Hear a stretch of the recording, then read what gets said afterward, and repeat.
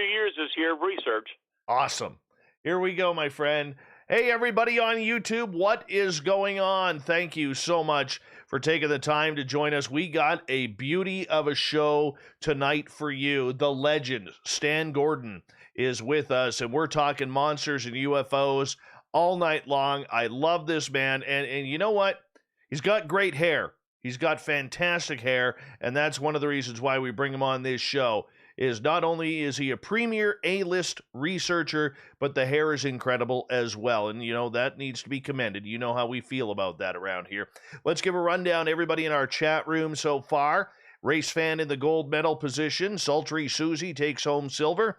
And in the bronze medal position, we have Solaire tonight. Nicola, how you doing? Alaska's greatest athlete, the gorgeous Emily Bigelow. How you doing? Nice to have you here. Trust, nice to have you here. Brett Lewis is here, which means we can officially start the show. James Smith and Mental Pancakes, good to have you here. Eric Files, what's going on? Nate Foote in Spokane, one of my favorite Bigfoot researchers, a man I like to call a friend, Big Bad Nate there. You know, he used to bench press 480 pounds. I'm not even exaggerating there. 480! Son of a gun. That's heavyweight. Gorgeous Renee, good to see you. And the lovely and beautiful BB Truth is back, so she'll be signing autographs after the show. Line up to the right of the studio if you don't mind. Paul John Tavares, good to see you. Sassy Sandra, thanks for coming on in. Hi Ninja, and thank you so much for kicking off the super chat tonight. It's a great way to support this show, and we really do appreciate it. Thank you so much. Grandmaster, good to have you here. Hi Hungry Burrito. Little Deborah and Parkway, good to see you. Kevin and Bigfoot Rob, always a pleasure to have you guys here.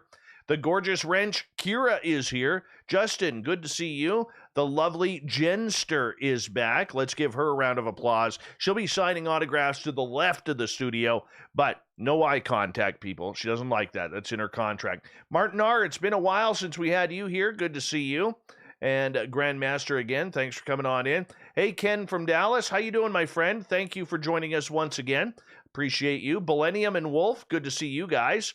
Cedric, Aiden, and Nicholas, good job in coming on in early, guys. Thanks for joining us.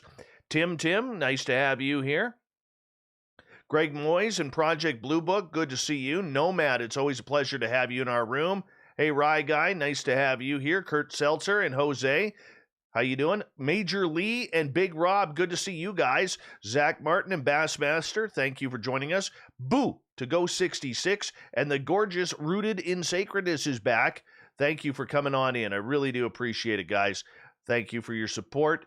Moving on down, Rye Guy again. Ryan Hultman, thank you for joining us. And thank you for being here. Randy Spurl, good to have you here. Otis, good to see you, my friend. My gorgeous Wrench Jenny is back after taking the night off. She had a hot date last night. That's why she couldn't make it. Michael Lastuca, nice to see you, man. And I think we are caught up for right. Oh, hi, Sandra. Hi, Sandra. Hi, Sandra. Oob to Joe's Maine. You've got aliens and Bigfoot in your backyard. Yes, you do. And Stan Gordon, everyone, tonight, as we're about 2 minutes away from getting things going. Mr. Gordon, how you doing, man? We're doing good, Dave. Thanks for having me back on the program. Oh, man, I can't wait. Like, just 2 minutes. 2 minutes until my excitement starts to wind up here. And I'm pumped right up. Pumped right up to have you back. And thank you so much for doing this again. And it's always a pleasure to be on your show. So, we're going to get into a bunch of different stories with you tonight. So, very much looking forward to it. And I have a lot of personal questions just about your research. I'll ask those coming up here in just a few minutes here. But I tell you, 62 years of research this year. 62 years. Where did time go? You must be having fun. Well, yeah, I still enjoy doing the research. I still am very active as much as I can be. Reports come in here all the time, as recent this evening, and it never ends. My hotline's been open since 1969, and the phone calls keep coming in and the emails do. That's amazing. Amazing. Hi, Kara Kamrowski. Welcome to our chat room for the first time. Thank you for joining us. Ash Dobbs, good to see you here. And we're just continuing to file all in. Remember, good way to get us going, to support us, hit that subscribe button, hit that thumbs up, Hit the bell as well if you don't mind. That way you know when we're coming on live or when we're going to premiere something. It's a lot of fun. We have a lot of good times around here, and we want you to be a part of it and make yourself all at home as well. You can also check out our website, spacedoutradio.com. We got a new look coming in the next couple of weeks here on our website. It's going to be a blast. And Geraldine Orozco is actually making our new website. John Doe, good to see you, man. And we are 10 seconds away from launching this awesome show tonight. Sit back, enjoy. We're going to get into some real good topics with Stan Gordon right now.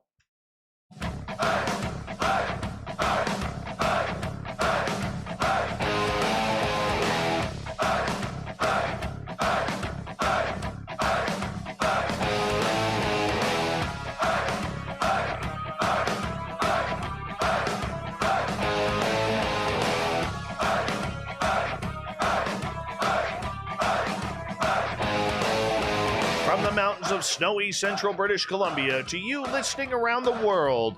This, my friends, is Spaced Out Radio. I am your host, Dave Scott, sitting in the captain's chair of SOR headquarters. We welcome you to tonight's show on our terrestrial affiliates around North America, digitally on TalkStream Live, Revolution Radio, and KPNL. If you want to take a listen to our archives, we have them free for you by going to youtube.com/Spaced Out Radio. Just do me the favor, hit that subscribe button. You can follow us on Twitter at Spaced Out Radio and on Instagram at Spaced Out Radio Show. Our website is spacedoutradio.com, where we have a plethora of features for you, including rocking out to Bumblefoot and reading up on Captain Shirk's SOR Newswire. Tonight's show is brought to you by Chive Charities. Help make the world 10% happier by visiting Chive Charities today. You can find them on our website. 62 years of research into the supernatural, paranormal, ufological phenomena. How does one do it? There's only very few who have, and since 1965, Stan Gordon has been conducting on-scene investigations of mysterious encounters in Pennsylvania.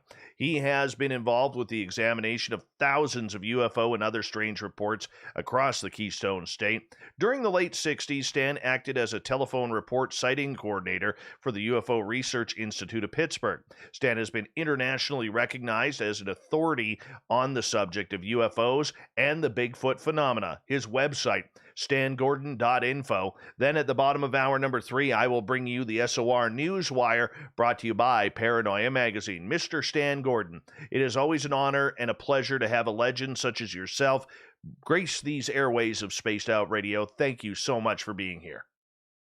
And once again, Dave, thanks for having me back on your program. We always enjoy being on with you.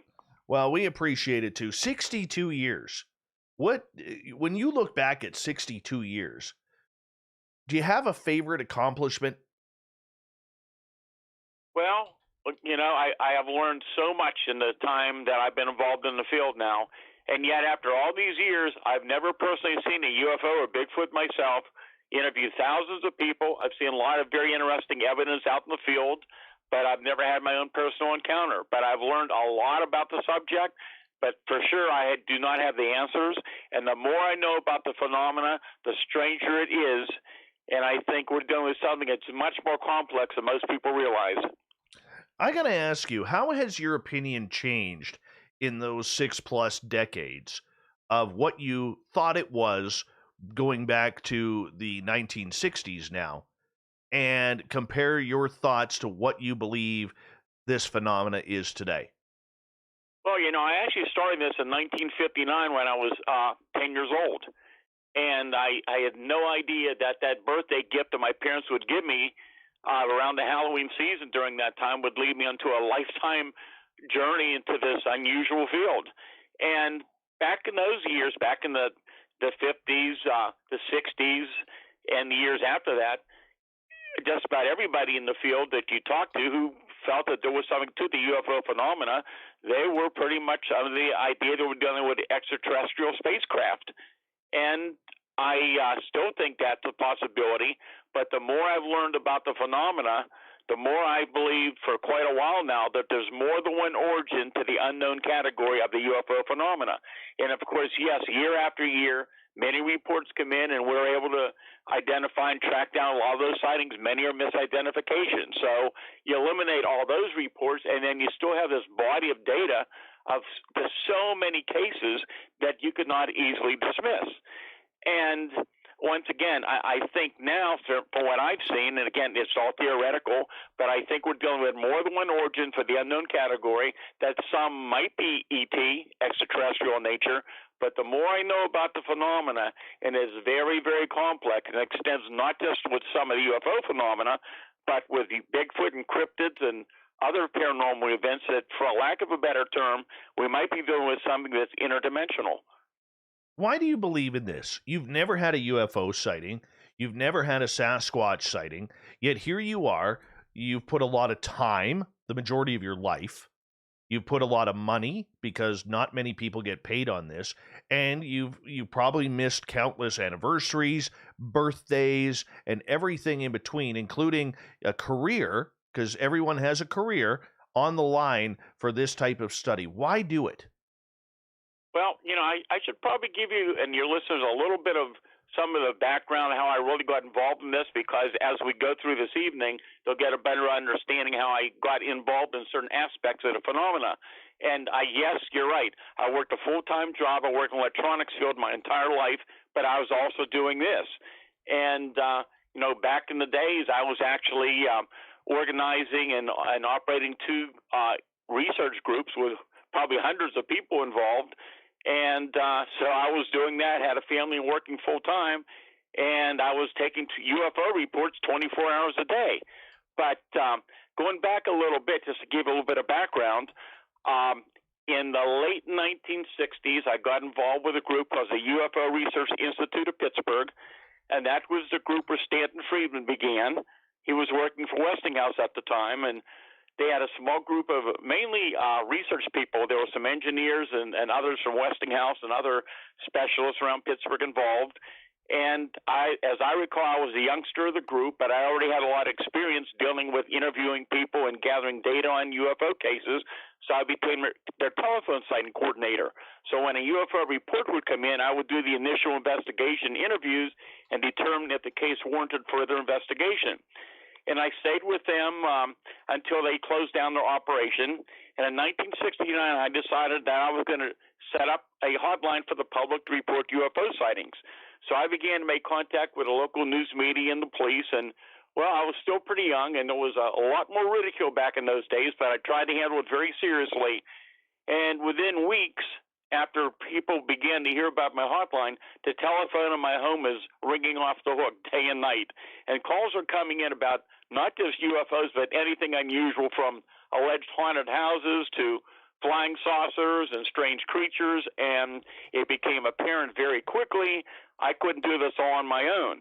So I was determined to organize a volunteer group of research people to investigate these reports. So in 1970, I founded the first of three volunteer research groups that would investigate incidents across Pennsylvania for many years. The first group was called the Westmoreland County UFO Study Group. We started here in my hometown of Greensburg. We extended into the Pittsburgh area. And the group was kind of unique in that the majority of people involved were specialists. We had scientists, engineers, technicians, police officers, former military intelligence people, pilots, medical people. I mean, it was quite a really unique group. And by 1973, we had extended to cover the state of Pennsylvania. So we were getting many, many reports in. And surprisingly, we began to receive referrals from the news media, state police, other agencies, and we were busy constantly with reports coming in. And we were very lucky that we were already pretty well established, because then that major wave of incidents occurred in 1973, which is when I began to realize that there was a lot more to not only the UFO phenomena, but the Bigfoot phenomena as well. And if you like, we can go in to talk about some of those cases from that time period. Well, let's go for it, because this is what you got your start in, and it's important for our audience to learn your history before we get too deep into the show. So anyhow, 1973 comes around, and we have a huge wave of UFO activity that started January 1st, continued to the last day of the year. There were literally hundreds and hundreds of UFO reports coming in from across the state. So going back to 1973, as your listeners will all recall, there were no cell phones, there was no internet. But actually, and interestingly, the local newspapers, many of the statewide newspapers, and even nationally, there were stories being covered from throughout Pennsylvania for many, many months about the sightings going on, some more investigations. And then you will recall that in the fall of 73, the United States experienced a very large wave of UFO activity. It kind of peaked in the fall around October 73, which is making a lot of national news. But back here in Pennsylvania, I mean, a lot of these UFO reports, they weren't just high-altitude lights in the sky. I mean, there were many, many reports of very large, what appeared to be solid metallic objects, many at very close range, low level. I mean, there were reports of these things hovering over highways, chasing cars. There were incidents on the turnpike. There were landing reports, sometimes with physical traces. I mean, it was just an amazing time to investigate all these UFO reports. And then it got much more interesting in the summer of 73 when we had the largest outbreak of Bigfoot sightings ever documented. And that went on for months and months into 1974. And actually, we've had Bigfoot sightings, as far as I can recall, documented every year since then, right up through last year. And it was an amazing time period. And how this Bigfoot wave started, I remember receiving a phone call from a relative of a person who lived in a rural area a few miles actually from where I live, which was out, and this took place out towards Route 30, what was then the Green Gate Mall area. And this person told me this person had a very unusual experience. So that would have been the evening of July 31st of 73. And that person was in the bathroom shaving early because that guy always got up early for work. It was a warm night, and the screen was up. The windows up, the screen was in the window, and he began to smell this funny rotten odor. He said it was something like rotten cucumbers. And he happened to turn to look in the window, and here are these two huge glowing red eyes staring at him. The wind is 8 feet off the ground. And they had several dogs out there, but the dogs weren't making a sound. And that was unusual because the dogs always bark if somebody came near the property. So he went in and yelled and told some of the other people in the house, and they came running out, and they could smell whatever it was, but whatever was there in the window was gone. Well, he ended up going to the hospital, possibly as a result of that. He was very, very shook up, and I went out to interview him when he got home the following week, which would have been July the 7th.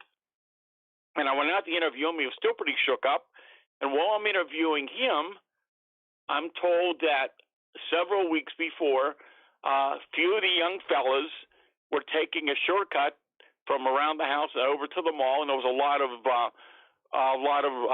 branches and a lot of woods around the area at the time, and they heard this noise in the woods, and they figured it was a deer, so they started throwing some rocks in to scare the deer, but to their surprise, this 7-foot-tall, hair-covered creature with long arms comes out of the woods and goes up behind the house.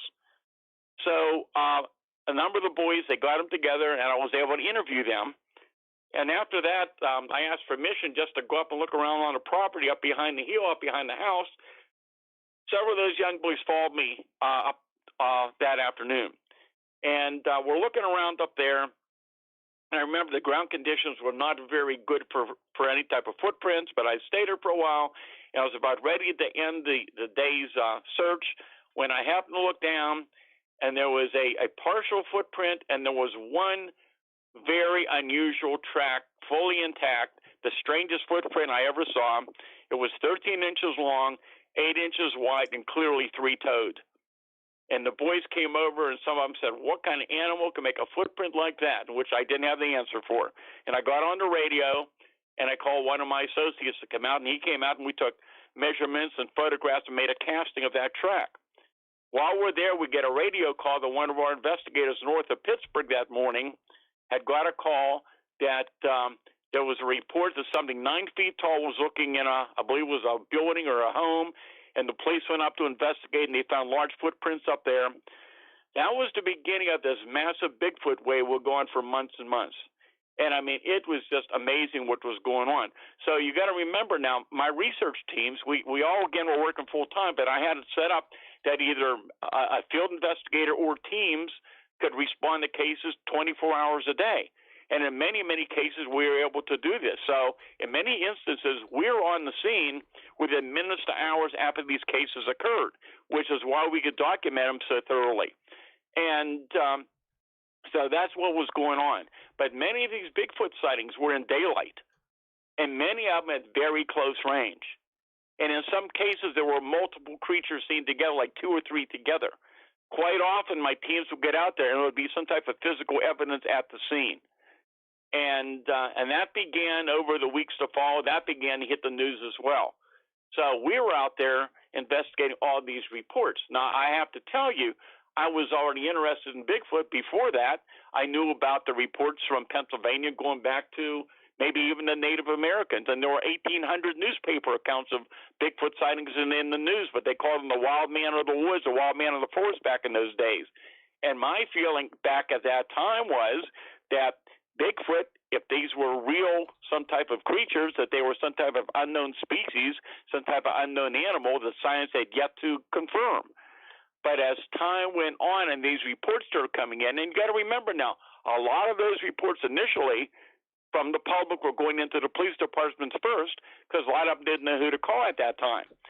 And people from widespread areas began to tell us very unusual details.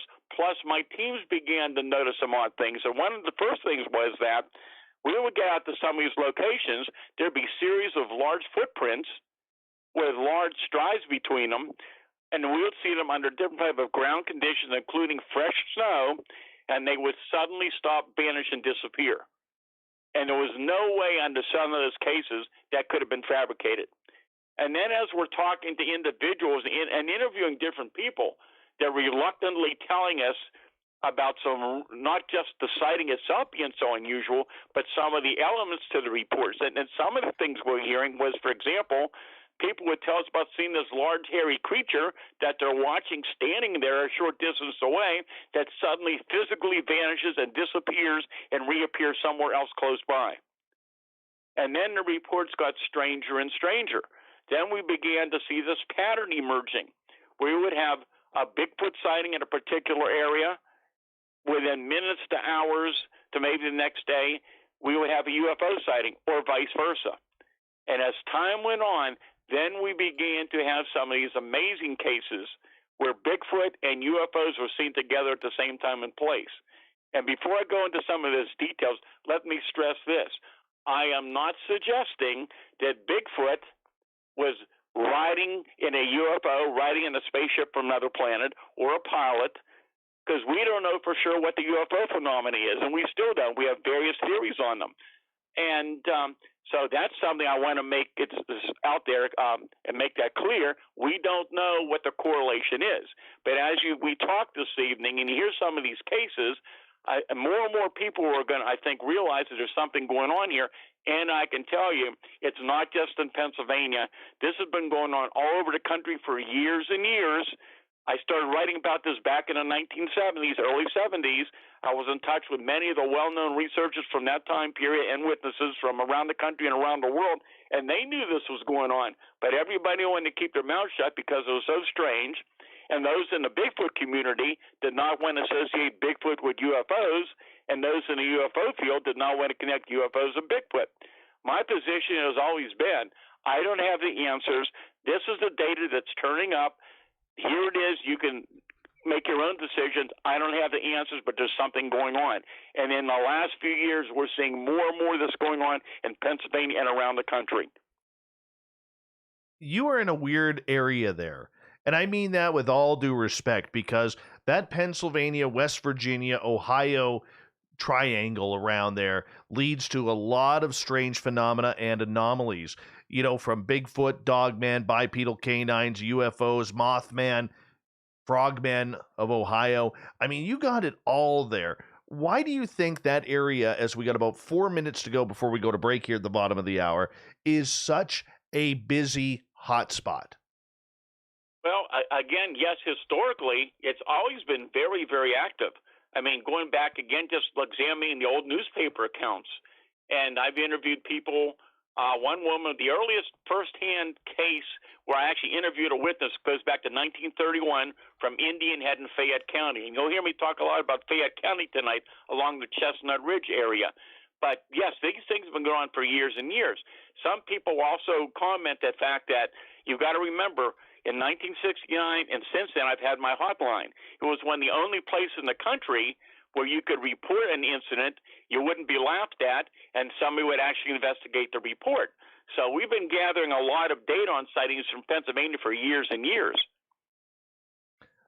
We're going to get into the Chestnut Ridge next half hour because I first learned of that from the crypto guru Ronald Murphy, who's a good friend of yours and of this show's, you know, a number of years ago. I mean, but it is such a hot spot of areas, from everything from goblins and gnomes to Bigfoot and UFO sightings.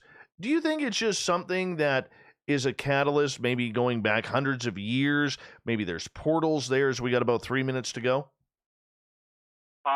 It's yeah, and you'll see it's a very complicated subject. It's very interesting, and a lot of the phenomena that I was investigating, which we'll talk about some of those cases later on from '73, and they have continued to occur. And you will find that a lot of what I wrote about in the '70s is very similar to what you heard about the Skinwalker Ranch. What we now know is that there are other areas around the country, and here in Pennsylvania, there's at least 2 active areas I know right now in Pennsylvania where there's a long history of these ongoing phenomena, where whatever we're dealing with seems to focus sometimes on certain geographical areas, or even more focusing on certain properties or locations, like a farm, for example, where there's people recurrently are reporting seeing and experiencing various types of strange occurrences. And yes, people can be in the right place at the right time, and many report Bigfoot's walking out right in front of their car, or people can have UFO sightings anywhere. But there seems to be the fact that whatever the phenomena is we're dealing with, there are certain areas where you have a recurring phenomena going on for a long period of time. Well, I tend to think that maybe, just maybe, since it all started in 1973, that the monsters there knew that that was the year I was being born here in British Columbia. There has to be a tie, Stan. There has to be a tie to it. There you go. Well, actually, a lot of this phenomena goes back many years before 1973, but that was a very big year. Well, it's just amazing how the patterns form, and the more things change, the more they stay the same, as you have noticed over 62 years of research regarding this. So are you surprised that, take away the technology and everything, comes to the critters, it comes to the creatures, comes to the UFOs, that what we're seeing today is what we were seeing way back when? There's a lot of accounts that there's similarities, but I've also seen from the reports I've dealt with and other researchers that even in more recent years, some of the reports are getting stranger and stranger. I mean, some of these cryptid reports I've been involved with are just amazing. We'll talk about some of those later. And yes, you have your typical Bigfoot reports, but there's many stranger things are being reported. Yeah, I can't wait to get into a lot of those strange occurrences with you. Stan, I'm going to get you to hold on right there because we are going to go to break here at the bottom of the hour. The legendary Stan Gordon, coming up, 62 years of research into UFOs, into ghosts, into cryptids like Bigfoot, Dogman. It doesn't get any better than this. StanGordon.info is his website, where you can also give him your own reports. So that way, if you want Stan to investigate it, darn it, you get it on that website. You sign up for it. StanGordon.info. Let's get into the Chestnut Ridge when we get back here on Spaced Out Radio with the legendary monster hunter himself, Stan Gordon.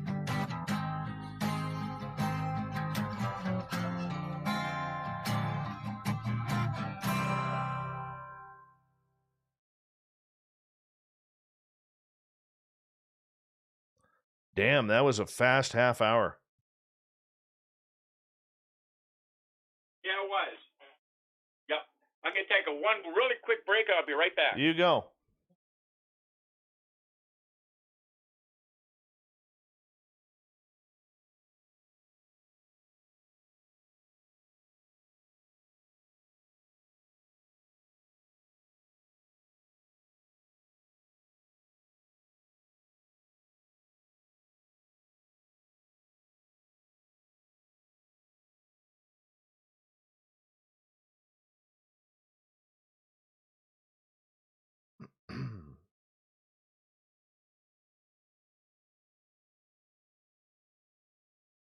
All right.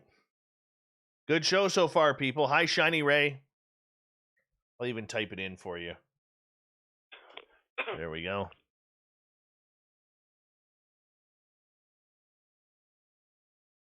Chat room still filling up. Good.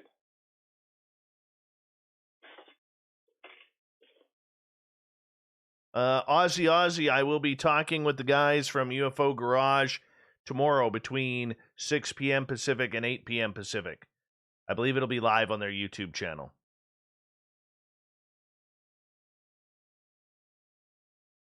The beautiful part about this subject, Stan, is you just never, ever get bored of it. Like, because it's always different. Well, I deal with this pretty much daily. I mean, every day. I've got some really interesting things that came in today. And they're not always just recent reports, but a lot of past reports that people have never come forward with before. So I'm dealing with these cases continuously. And again, we've had a pretty interesting wave of activity in recent weeks going on for whatever reason. But it's just amazing what goes on. And the more I know about the phenomenon, I'll say it again, the stranger it gets. Amazing.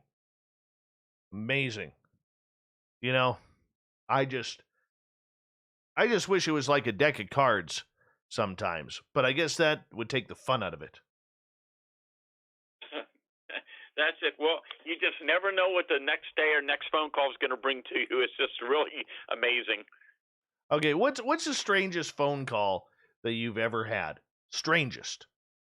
Oh my! I couldn't even begin. I've had so many interesting, unusual stories over the years. I mean, hundreds and hundreds in the thousands, literally.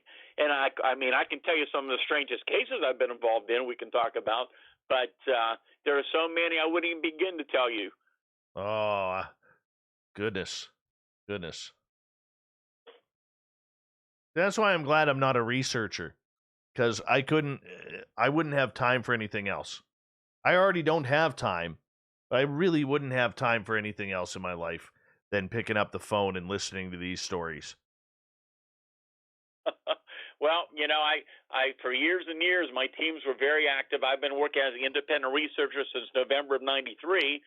But right up till the virus, I was still getting out there as best I could. I mean, I'm not as good as moving around the woods and up the hills and crawling around like I used to be, unfortunately. But there's a lot of younger, good researchers. I don't have my teams anymore, but other ones that I can depend on to go out and check things out that are very experienced. Yeah, that's awesome.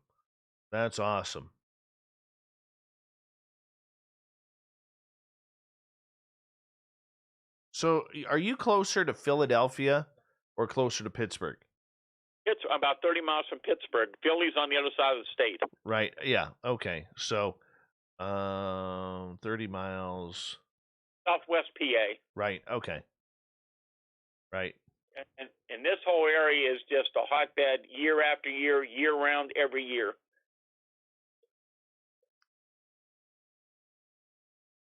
All right. We got about 90 seconds here. 90 seconds. So that makes you a Sidney Crosby and Mario Lemieux fan then. That's it. Yeah. Don't blame you there. Two of the best players ever play the game. Wow.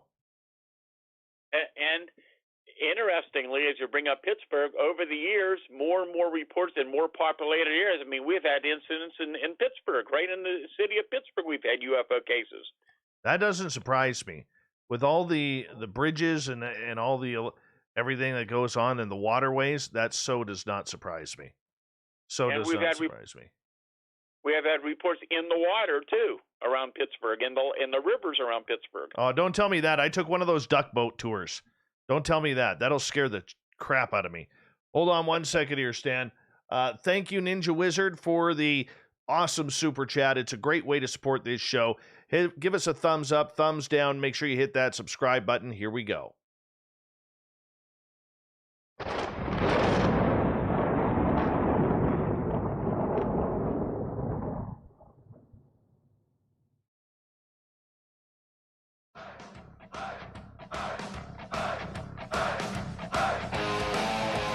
Second half hour of Spaced Out Radio is now underway.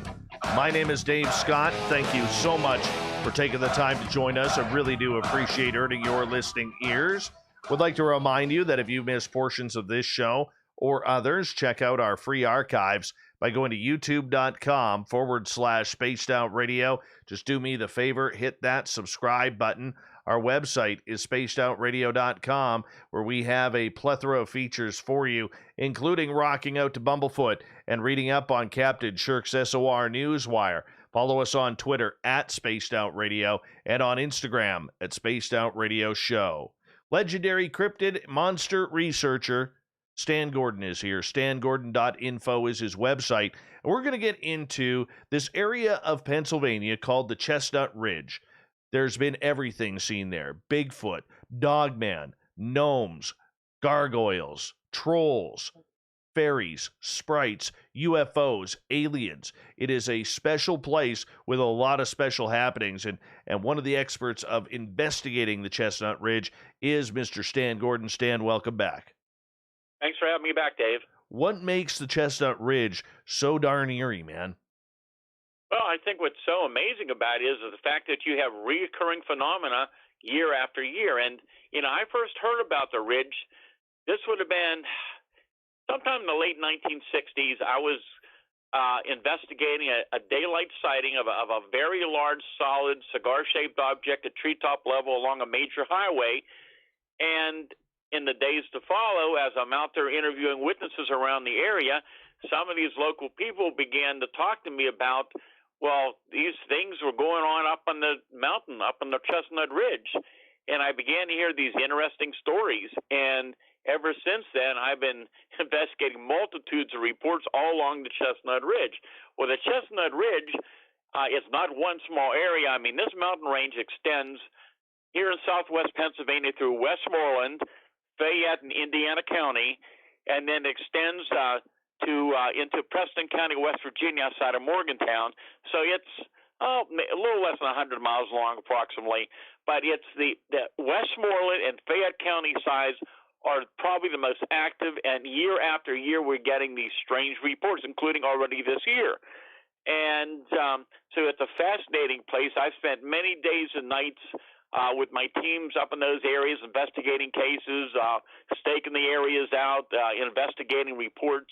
It's a very, very beautiful and very, very strange area.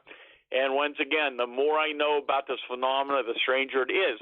And during that major outbreak in 1973, a lot of the activity was taking place throughout Derry Township, which is outside of Latrobe, all along that section of the ridge. And again, a lot of it up in Fayette County, and the reports just keep coming in. But the diversity of the monsters that are seen there, like I said, in talking to Ronald Murphy about it, the crypto guru, I mean, everything from gnomes to Dogman have been spotted there. I mean, why do you think there is such diverse action in the supernatural world there? Well, apparently there's a lot we just don't know. And again, it's not just the Ridge area, but there's these other locations.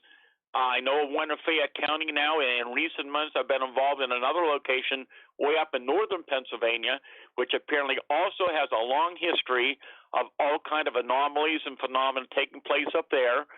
I understand even in recent weeks they've got some very good video footage and night vision footage of these small spheres of light coming through the woods, which we'll talk about more later on. And but yeah, up on the ridge, we've had Thunderbird sightings, which is one of the cryptids I've been involved investigating for years. There have been multiple sightings of these huge flying creatures, and it's a complex subject in itself. Because under the Thunderbird report, and many people out there have heard about the Thunderbirds, and generally the reports I've had, they're like huge, overgrown turkey vultures, generally dark brown or black in color. But we're talking wingspans from 10 to over 15 feet, some even bigger in some cases. And those reports in themselves are very, very interesting. And just like with UFO sightings, it's very difficult to judge size and altitude. But in some cases, even with these giant flying creatures, they're very low to the ground or they've actually been on the ground, where there have been cases where people's vehicles were stopped because these things were on the road eating roadkill. And in some cases, the wings were open. So they got a really good idea. There was one case I looked at back actually around 2007 from neighboring West Virginia, and I talked to this guy a number of times. He sent me sketches and all. And it was early in the morning. It was a 2-lane road, and he's riding down the road, and suddenly he had to hit his brakes because here's this huge, giant bird. He said this thing stood easily 4 to 4.5 feet tall. It was higher than the top of his vehicle. And he got a great look at this thing, and it was looking at him. He was looking at it. It was hopping from one leg to the other, flapping its huge wings as they're trying to get off the ground. And as it's flapping its wings, he could see the wingtips on each side of the 2-lane road, and he could see the dust and dirt going up, and finally got off the road and up above the trees. He went back the next day and measured the width. It was 21 feet across. But we've had sightings like that up on the ridge. There have been very close Thunderbird sightings. But then some of those Thunderbird reports from different areas are even stranger because there's different categories of these things, whatever they might be. Another one that people have reported are these very large, leathery skinned, generally black, almost bat-like creatures. And then we've got people who are very reluctant to even tell me about these, and just like they are about the other ones, but they swear what they saw looked prehistoric. They swear that what they saw, and some of the details of these reports are just amazing, and they swear what they saw was a pterodactyl or a pterotorn. And, you know, again, if you only have 1 or 2 reports like this, well, you got to wonder. But when over the years, so many different people and incredible people in all these cases, there's a variety of age groups and backgrounds, and many of these people were professionals. 99% of any of these witnesses I talked to, none of them want any publicity. They have no reason to make up their story. They just want to get answers to find out what they saw and if anybody else had reported seeing the same thing. So up on the ridge, you've got the Thunderbirds. You've got, of course, Bigfoot sightings. We've had other strange entities reported. We've Black Panther sightings, another phenomenon. We had 3 Black Panther sightings reported actually last year in daylight, all close range. 2 of them, I'm trying to remember, 2 of them, one of them was up right actually in a hot area of the Chestnut Ridge in daylight. Another one was up in the Laurel Mountains, which extends only a few miles from the Chestnut Ridge, which continues that also to be a very active area for phenomena. And another one was up in Cambria County, but they were all very interesting, very detailed, close-range sightings of Black Panthers. And what's so unusual about the Black Panthers is that, one, when people think about the Black Panther sightings, they're thinking about the animal they see in a zoo, like a leopard or jaguar, not common in this part of the world, but they've been seeing them in Pennsylvania for years. And I found some very interesting aspects with Black Panthers and other cryptids and Bigfoot. And one of the things is that, for example, I'll give you an example of this. Back in 1979, I believe it was, through about 1982, one interesting case. A series of phenomena began to focus on an area between Armstrong and Westmoreland County. And this went on for weeks and months, into years, after a UFO, an unidentified flying object, was seen one afternoon falling from the sky into a large wooded area. And soon people around there began to hear screams and cries. They found footprints. There was Bigfoot encounters, UFO encounters, small spheres of light, and at the same time, an outbreak, a series of Black Panther sightings in the area. So sometimes when you have one cryptid in an area, other cryptids also will show up. There have been cases also around the country in Pennsylvania where more than one cryptid was seen together, which is something you hardly ever hear about. Yeah, I'm telling you, as you go on to hear some of these cases, you begin to find this is a much more unusual phenomena than I could ever imagine I would have gotten involved with. Can we talk about the Thunderbird for a moment here? Because out of all the cryptids that I don't believe in, and I believe in a lot of them, Stan, I really do believe in a lot of them, but the Thunderbird to me is very difficult to believe in because the amount of feces this would drop would paint a red car white. And We never see that on the trees in the mountains. We never see, I mean, bird droppings are always white, unless this thing has something different, but we never see that. That would be a very key sign. My theory with the Thunderbird, and just hear me out for a second, is could it be that people who spot this creature have somehow went into a portal or viewing a different part in time? And again, very good theory, and I've heard that before. And it's all possible. Once again, I don't have the answers. It's all theoretical. But again, you've got so many credible people seeing these things. But here's the whole thing what we have to look at. You've got multiple strange creatures being seen, all over Pennsylvania and around the country. It's impossible to have all these unknown species out there. But at the same time, you've got so many credible people who are giving these great details, and the little details are important. You can't eliminate these reports. So the only thing that makes any sense is we're dealing with something that comes and goes, comes in and out of our physical reality, sometimes leaves evidence and sometimes they're gone. And also, in some cases, you have more than one witness of these cases as well. But also, as I started looking into backgrounds of witnesses years and years ago, it was just a limited to study, but there's a lot of things that began to show up. And once again, it could be that in a lot of cases, some people are just in the right place at the right time, and they have an encounter with some type of cryptid or unknown creature. But there's also indication that there's a possibility that certain people have certain abilities that they're able to perceive certain phenomena that other people cannot. Or for whatever reason, the phenomena is attracted to them. And I remember some case from years and years ago. There was a group of people, and only a couple people within that group could see this large object hovering over above them, and the other people couldn't see it. And I've heard similar things going on with cryptid cases as well.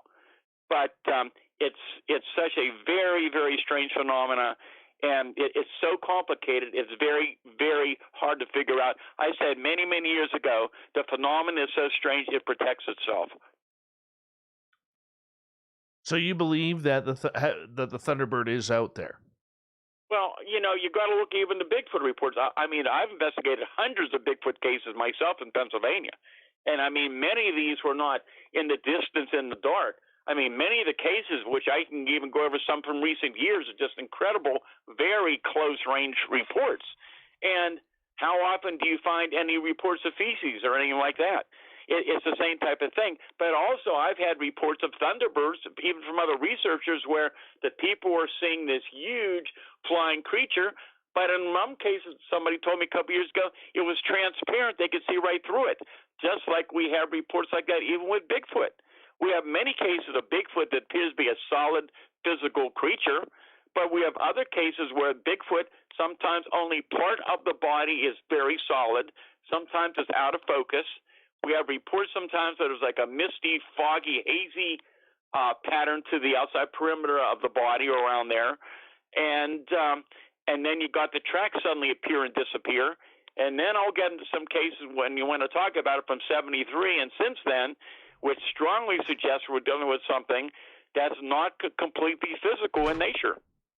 Well, let's get into that because, we love a little bit of those types of stories around here because I think one of the biggest arguments that I have against groups like the BFRO or around here, in British Columbia, we seem to get a lot of researchers who are so scientific that these types of stories are not even worth reading about or studying about. But the fact is, it is happening. It is weird out there. We don't know what's going on. So when it comes to Bigfoot walking and the prints just end, whether it's in the mud, whether it's in the snow, whether it's in a hay field, I always laugh because a lot of these researchers, Stan, will actually try and make the public believe that Sasquatch can walk backwards perfectly back into its own prints and not leave a double print. Well, I can just tell you this, talking about the research groups I had some very skeptical scientists and research people in my group. I mean, many of these fellas and women work for very well-known major high-tech corporations. So most of them work with me as volunteers anonymously because of their positions. And a lot of these people came in open-minded but very, very skeptical of these cases. And believe me, when all these cases began to come to our attention, we weren't looking for Bigfoot and UFOs being seen together. We weren't looking for disappearing tracks. This is the evidence we were finding when we went out to investigate. And some of these folks spent months and years with me out in the field. And many of those people, over a period of time, they began to change their ideas and thoughts because they began to realize they're interviewing the witnesses, they're seeing the patterns develop, they're seeing the physical evidence, and they're beginning to realize something is going on here. We just don't understand what we're dealing with. And that's what's going on even today. But more and more people in both fields now, especially in the Bigfoot field in the last few years, from what I'm hearing all around the country, is that they're hearing these reports, they're aware of them, they're asking the same question I did many, many years ago. Well, if Bigfoot is an unknown physical animal, why don't we have a body by now? It just doesn't make any sense. And that's the big point. Why do you think there is that mystery that we don't have a body? Away from the conspiracy theories of the Smithsonian hiding them or the government's hiding them, why do you not think we have a body? Well, now's a good time to talk about some of the cases from the past, and I can go into some more recent cases as well. For a lack of a better term, as I mentioned before, I think more and more we're dealing with a phenomena that has a physical and a non-physical component to it, that these things, there's something going on here which we still scientifically don't understand, that these creatures and certain UFOs and other anomalies, they come in and out of our physical reality. At times, they can leave physical evidence, and they're gone. And one pattern that I noticed many years ago, and it's still ongoing today, is that many low-level, close-range UFO sightings and many encounters with Bigfoot and other strange creatures commonly occur near high-energy sources. So you got many reports around those high-tension power lines and power plants and radio communication towers and gas lines and gas wells and railroad tracks and reservoirs. It goes on and on and on. There's definitely an energy connection to a lot of the phenomena we're dealing with. What about tragedy and tragic areas, car accidents where people died, cemeteries, plane crashes? Have you noticed an increase in the cryptid sightings around those areas as well?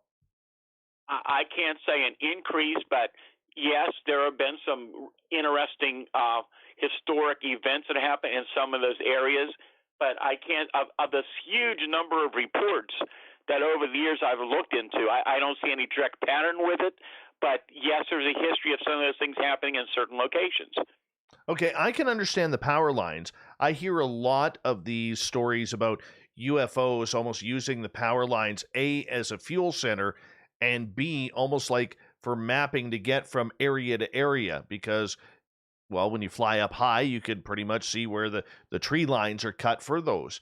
But what about for other cryptids like Bigfoot or Thunderbird or along those lines? Are they also in those areas as well? If so, why would they be that close to an electrical source? And again, we can only theorize, but here's something that's interesting. You've heard these stories going back years and years of electromagnetic effects with UFOs and vehicles and cars, where these large structured objects would come low over vehicles, and when they hovered over in some cases, the headlights would go out, they would lose power, and when the UFO would move up, the power would come back on. Well, this is something that's not very well known. It's hardly ever discussed, but there are incidents that I've investigated, and there have been others around the country where, for example, a Bigfoot has walked out in front of a vehicle, and as the creature's walking nearby, the vehicle begins to lose power. And when the creature walks away, the power comes back on, the car begins to function normally. That's another thing that you rarely ever hear about. Okay, so if we're trying to put this all together and we're summarizing on what this electrical currents are doing, is it maybe playing, in hypothetically speaking, with these portals or these different dimensions? I think somehow it all plays a part in what we're dealing with. And there are people up along the ridge and other areas that swear they've seen something like a portal, some type of a vortex, I remember one person described me years ago a very unusual incident, and it was like almost like a small tornado right in that area where it was swirling material, all this ground material, and everything was being pulled up inside this thing. And there's others who claim they've seen openings up on the ridge. So, I mean, people are describing, they're trying to describe what they're seeing, but a lot of people have a difficult time because they don't understand what they saw. So how do ley lines play into this then? Well, again, with the energy lines, these things do show up in certain areas, but up on the ridge, we've looked for years and years to try to find some similarities. And Ron did a great book on the study, I think, of the geography and the history of the ridge. And there's a lot of limestone up there. I believe from years and years ago, there was a earthquake fault, but I don't recall any earthquake activity ever happening up there that I can think of offhand. But there's just some strange elements, and there's something up there that, for whatever reason, is a part of this phenomena that it keeps it active year after year. Mm. Nice to have a hot spot that close to home, isn't it? Yeah, it's not that far away, but it's a big area, and I wish there was one particular area that we could go to and be certain you would see something. But I spent many days and nights out in those areas, and except for evidence, I never saw one. I can tell you during that wave of 73, on one particular evening, there was a couple farms out there where the people that owned the farm said that these creatures, Bigfoot, would periodically come back to their property, and there was so much activity going on, we only had so many people involved, and we were trying to stake some of these areas out. And I had gotten a call from one of the families that the thing had just come back to their farm this one evening, and we hurried out there. It was dark, of course, when we got back to the farm. Everything was quiet. The dogs wouldn't make a sound, which is very, very interesting and very common. We found footprints in the barnyard.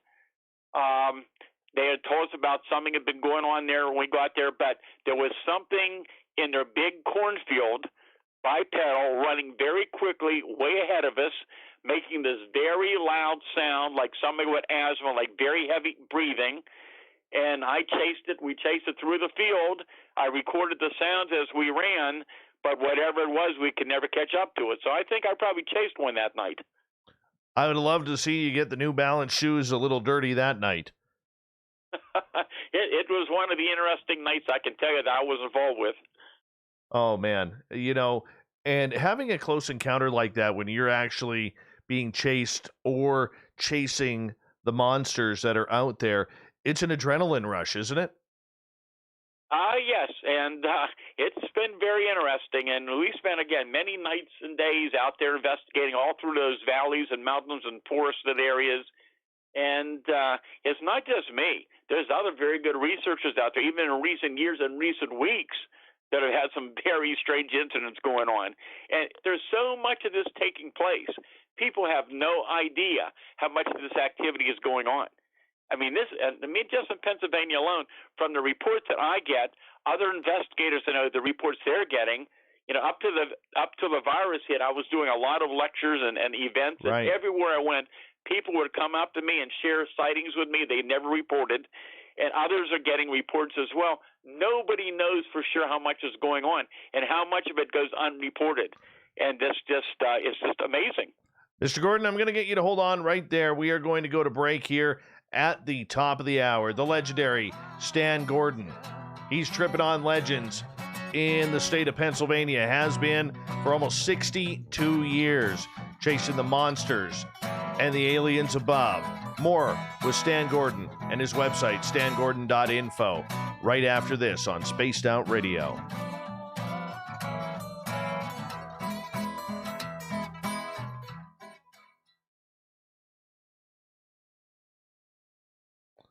All right, Mr. Gordon, I'm just going to run my dogs outside. I'll be right back, okay? Sure, Dave. All right, be right back. All of the SOR show archives for free.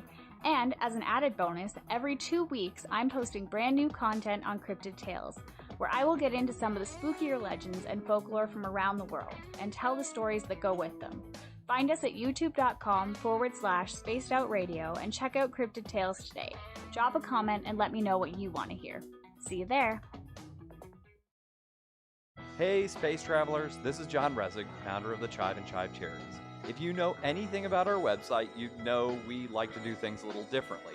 We're not some faceless organization collecting money for a nebulous cause. Our donor dollars go directly toward life-improving items. Then we give those items directly to an underdog who needs it most.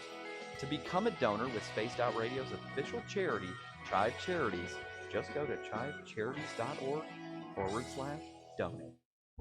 Are you intrigued by Paranormal Talk Radio?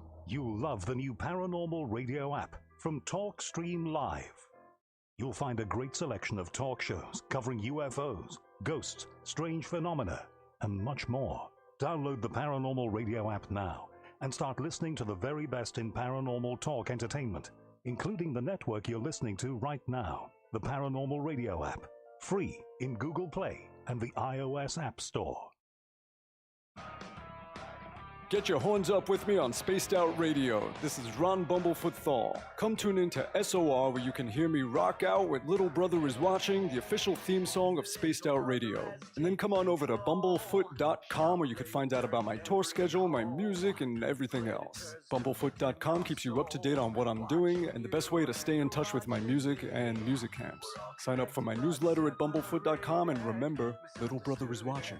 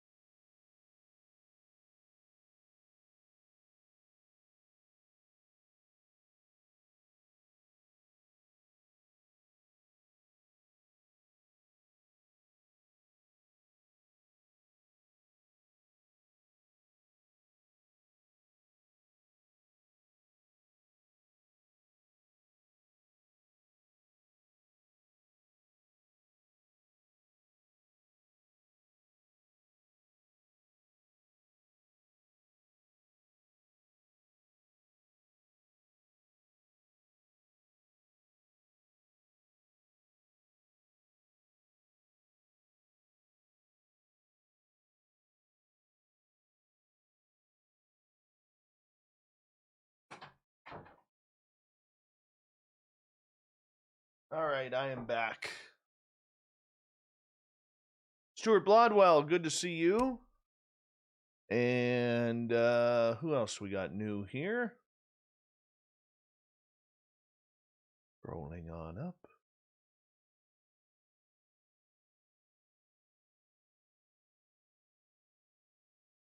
Rich Hilke's here, everyone. Make sure you say hello to Rich.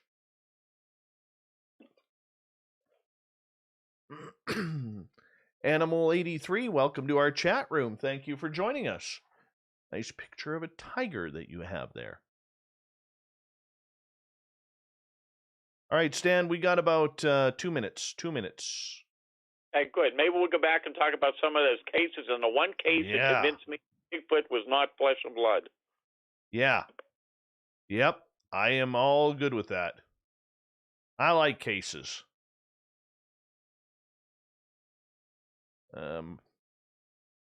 Now, Fap, that isn't fair saying that I'm old enough to still have wooden teeth.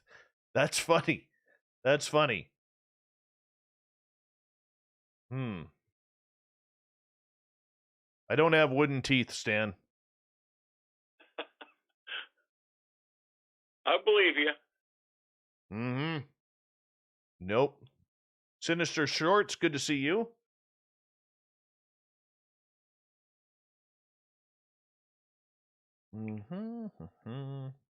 All right, we got about 1 minute coming up here. 1 minute.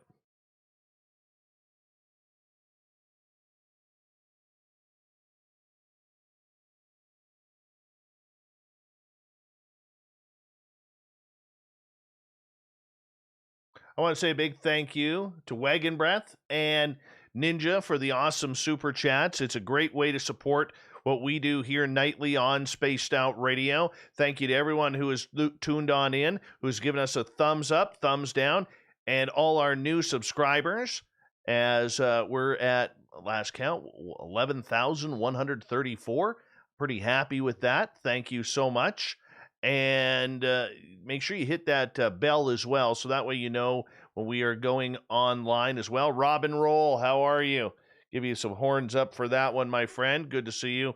And yeah, check out our website, spacedoutradio.com. If you haven't followed us on Twitter yet, it's at Spaced Out Radio, and Instagram at Spaced Out Radio Show. You're listening to Spaced Out Radio with Dave Scott. Follow Dave on Twitter at Spaced Out Radio and on Facebook, Spaced Out Radio Show. Here we go with an awesome hour number 2 of Spaced Out Radio tonight.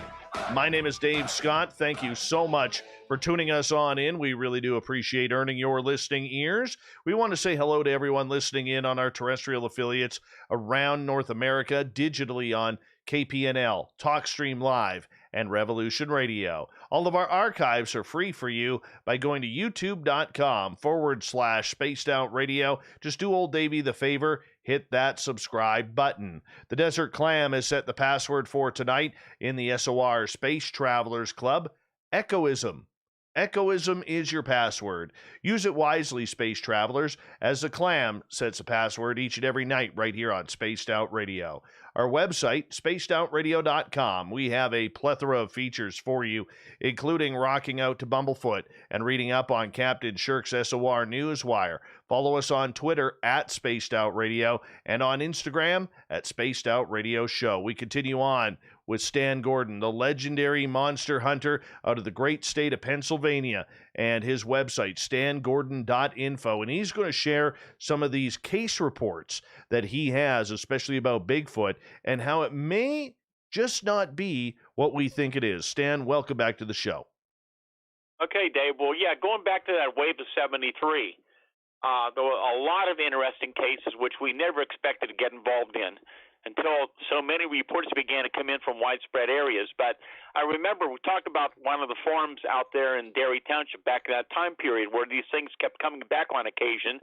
And I remember talking to some of the people who lived on the property, and one person was mentioning to me, they said, we don't know if this is a coincidence or not, but sometimes we hear that creature scream, make these terrible screams, and other times we've actually seen this 7-8 foot tall hairy creature on the property, and within minutes we see this strange elongated light, a luminous light that glows and lights up the ground underneath it as it passes over, and we don't know if there's a coincidence or not. So that was interesting. But some of the cases that began to come to our attention, for example, there was one case outside of Greensboro. It was a wife of a prominent doctor at the time. She saw this large, solid black boomerang, triangular-shaped object hovering low in the sky, and she smelled this rotten sulfur odor in the area around the same time she'd never smelled before. And a few hours later, she heard gunshots down the road. I found out later that her neighbor went out in the back to see what was disturbing the dog, to see this huge, hairy creature chasing after the dog, and the guy grabbed his rifle and started shooting at this thing as it ran off into the woods. Then there was a case from up north of Pittsburgh in September of 73. There were two ladies waiting for a friend to pick them up. They see this large Bigfoot, about 7 foot tall, covered with white hair. We still receive reports of white-haired creatures. You don't hear about them very often. And they're watching this huge, hairy creature running across the road towards the woods. But even stranger, in one of his hands, it was carrying a luminous ball of light. And as this thing kept running into the woods, a short time later, this object comes across the sky, and it projects a bright beam of light down into the woods where the creature ran into. So the reports are getting more and more fascinating. Then October 25th, 1973, it was the case of all cases. It was the case that convinced my team and some very skeptical people that there's a lot more to any of this phenomena than any of us ever realized. I'm going to give you just abbreviated part of the story. It's a very long story. We could talk hours about this case. It's probably one of the strangest cases on record. The entire story is in my Silent Invasion book. It goes into great detail. But there have been numerous UFO reports coming into my hotline from Pennsylvania during the 24-hour period during that day of October 25th. It was around 10:30 that night when I received a call from a state trooper from the Uniontown Barracks in Fayette County. He just came back from investigating this incident, and he went on to tell me that he felt it was very possible there was something still up on the farm, up in the pasture. He wanted to know if I could get a team up there right away to investigate, and we did. We got a team together. We got our radios, our radiation gear, our other equipment, and we found our way up to the rural area up in Fayette County. And the story was that about 9 o'clock that evening, about 15 people in that area, in a rural area outside of Uniontown, PA, they're observing this barn-sized big red ball. It's about 100 feet off the ground and slowly moving downward. And the people were standing all around the area watching this thing. And the focus of the story would be on the farmer's son who was coming out to visit his family. It was their farm, and he was coming out to visit his people, and he sees this object in the sky, and people standing outside watching this thing. So he decides he wants to get a better view, so he goes to a higher location, and it looks to him like this big red sphere is going to land on his dad's farm. So there's two young neighbor boys up there, and they all decide they're going to see what this thing is. So they decide they're going to go and take a look. And so the witness stops over his dad's farm, and he grabs a .30-06 and some ammunition. Within that ammunition, he didn't realize at the time there were two tracers. So those fellows out there that hunt, they know when you fire that tracer, you just get that luminous trail. Anyhow, as they're moving down the farm lane, all around the area, the dogs are going crazy. They hear this high-pitched whining noise and these loud baby crying sounds. And they're getting louder and louder as they get closer to the pasture. And they get down the area, and they angle their vehicle, and they leave the headlights on so they have a luminous path to walk up this hill. And they're noticing that they never noticed before. It looks like something's draining the power from the headlights. They're very weak all of a sudden.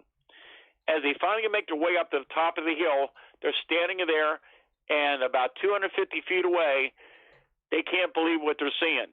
Here's this huge object, maybe 100 feet in diameter, now not a complete sphere. It's a big white hemisphere, like a big white dome, that's on the ground or right above it, illuminating the whole area, making that loud whining noise. And they're just standing there in amazement watching this thing, trying to figure out what this thing could possibly be. But a short time later, their focus is drawn to a barbed wire fence about 75 feet away. Along that barbed wire fence are these two huge, tall, hair-covered creatures. The one in front's 8 foot tall, somewhere around 8 foot tall. The one behind is around 7 feet tall. The fence posts are 6 feet tall. They're taller than the fence posts. They're described as having long, dark, matted hair hanging off the body. They have no neck. Their arms are so long they're hanging down past the knees almost to the ground. They have luminous, glowing green eyes, which have been reported in other cases as well. And they're making this loud baby crying, whining noise. So these things are walking slowly, one behind the other, along the barbed wire fence in their direction. Well, the one young boy is so frightened, he just runs out of the field. And soon after, the other boy yells to the older fellow to shoot at them.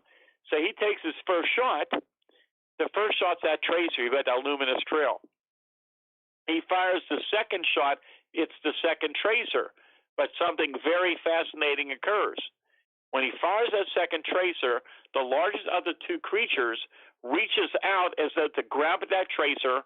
It lets this loud whining baby crying sound out, and the exact moment it does that, that large luminous object in the field vanishes and disappears. It doesn't take off, it just physically disappears. And that sound, that loud sound from the object goes away as well. The creatures turn around, slowly start walking back along the barbed wire fence towards the woods. At that point, he's fired live ammo from his .30-06 at the creatures. He's been hunting for years and years. He was certain for sure he hit that large creature, but there was no indication there was hurt whatsoever. They just kept walking. They were not disturbed by the gunshots whatsoever. At that point, they ran back to their vehicle, went back to the farmhouse, told the people what happened, took them to a neighbor, and they called the state police. When the trooper arrived 45 minutes later, he said, "I'm here to investigate," and the witness just said, "Look, just forget about it. You're going to think I'm nuts." And the trooper said, "We had a report of 2 similar creatures on a mountain the night before. I have to investigate the report." So they go up in the patrol car up into the pasture. And the trooper told me, he said, the area where the object was on the ground was self-luminescent and glowing, about 100 feet or more in diameter. He said that it felt a little warmer within that area. He said that if he had a newspaper, he thought he could read the newspaper from the light coming off the glow. He noticed the farm animals wouldn't go anywhere near it. And again, the shorter part of the story is they looked around there for a while. They went back to the barracks. I was told that both the trooper and the witness were both separately taken to 2 separate rooms and separately interviewed. Then they called me to send up my team. And during the night, other stranger things happened while we were there. It's a long story, but it's an amazing, amazing case. And that was the case that convinced me that we're dealing with something much stranger. But it was another case among other incidents that really convinced me that we were dealing with a phenomenon with Bigfoot, which strongly indicated we're dealing with something that was not a normal flesh and blood animal, but something much more unusual. And that also occurred way in the mountains of Fayette County in February 6th of 1974. And I'm sure a lot of your listeners will remember that time period. I remember it very well because I couldn't get gas the next morning to get up to the site.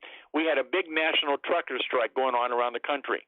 You might recall there was gas rationing across the country. There was some violence on the highways. So here in Pennsylvania, the National Guard and the state police were patrolling together. And due to that situation, there were some fellows from both units that responded to this case. I couldn't get my team up there to the next morning because we couldn't get gas. But anyhow, I interviewed the primary police investigator, and he said, by the time we found that place way up in the mountains, he said, whatever was there was gone. But he said, 2 of the witnesses I interviewed, he said, they were thoroughly frightened, scared to death. He said they appeared to be very, very honest. But he said what he observed there indicated something very strange happened. And that, he told me, was because of the animal reactions. And that's something I have seen myself. And it's very common. Even with some of the most ferocious dogs, when they're in the vicinity of the Bigfoot creature, they're just like paralyzed. They don't bark, they shake, they cower, they don't move. That is a very, very common type of effect. But also other animals were affected as well. And the trooper told me, so when they got there was no sound. The dogs, they had several big dogs. They didn't bark, didn't make a sound. There were other animals on the farm. People said the cats in the house were running and very shook up in the house when the things are going on outside. And they had a very young baby, and they said never before was that baby so upset as it was that whole night when this was occurring outside. But I remember one of the troopers telling me that I believe one of the dogs, there was I think a big German Shepherd, Eskimo Spitz. One of those dogs was in a cage, and the dog wouldn't move. And the trooper opened up the cage to see if he could pull the dog out. Dog should have bit his arm, wouldn't even move and wouldn't even bark. And when I got up there the next day, everything was back to normal. But here's the story. The woman who lived in the house had lived there all her life. She lived in a little cabin home. She knew animals very well. She was a very good shot. And she was sitting there that evening watching TV as normal, and on her cabin home porch, she had some pop cans out there. Something was knocking the pop cans around. Her first thought was, well, a few weeks before, there was a pack of wild dogs that came through, and they're probably back again. So she thought, you know what, I'll just grab my 16-gauge double-barrel shotgun, and I'll shoot over their head, and I'll scare those dogs away. So she loads one chamber of her shotgun. She walks over to the door to go out to her front porch. She turns on the switch, and as she walks out and turns on the light, there's no dogs there, but just a few feet in front of her is a 7-foot-tall, huge, hair-covered creature. And she never, many times I interviewed her, she never called it Bigfoot. She said it looked like a great big hairy ape. She said it put its arm straight up over its head, and what does she do? She fires right into it with her shotgun. She said there's this bright burst of light, like the flash on a camera, and it physically disappears right in front of her. No. And then a few minutes later, her in-laws lived 100 feet away, and they called her, asked her what she's shooting at, and she tried to tell them. So her son-in-law grabs his sidearm, starts running down the road towards her cabin. He said he's surrounded by several hairy people with eyes like coals of fire, starts shooting at them randomly. And then when he goes in the cabin, a short time later, there's this large object covering over the trees at the same time. They said like a big Christmas ornament. That's when they called the state police. And that was the case, among other similar cases, that convinced me that we're dealing with something that, once again, has a physical and a non-physical component to it, and which is why there's no bodies. So you don't think, then, that Sasquatch is from here? Well, no, I can't say that all of them are like that, but, we've had Bigfoot sightings now for how many years throughout the country and around the world of something similar, and nobody's yet ever come up with a body. And these kind of reports are going on all around the country, and we hear other parts of the world for years and years. But again, you're just beginning to hear more and more about this. And again, I keep an open mind to all possibilities. Is it possible that there could be a different kind of species out there that is physically real, and we still have not been able to identify? It's a possibility. But the more I know about this phenomena, I think that there was dealing with something that just has some very strange aspects to it, and more people are beginning to realize that as well. See, Stan, I've heard a lot of stories over the years of people who are camping, or maybe on a rural farmyard or something, where they've had Sasquatch activity, and then the UFOs come, but the Sasquatch seem to scatter, almost like they're fearful of the UFOs. Your stories are a little bit different because the Sasquatch really didn't seem to scatter when that anomalous object came across the sky. That's right. And then it gets even more fascinating, because here's another area that I've been investigating for years and years. I call them mini UFOs. I've been investigating these cases since the 1960s. And they might even be more important than the sightings we see in the sky, because these strange objects are not high in the sky. They're low to the ground. They come very close to people.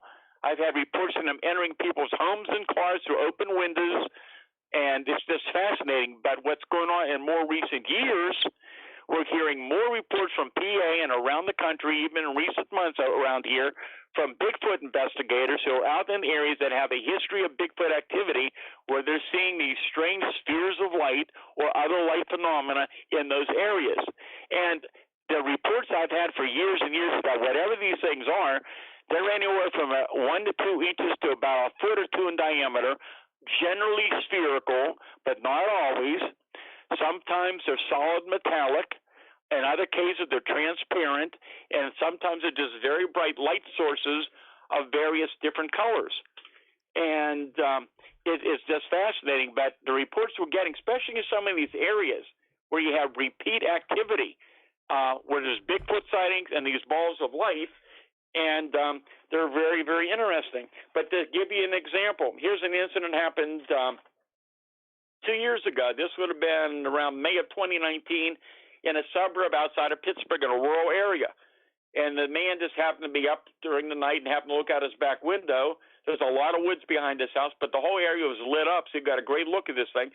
So this is a small Bigfoot, and we get reports of smaller ones too, generally 4 to 5 feet tall. So he sees a smaller creature with dark hair, long hair on the head and the back, walking upright on 2 legs. The legs were extended down almost to the knees, and he could see the arm swinging as it moved towards this wooded area. And it passed right into this particular section of woods.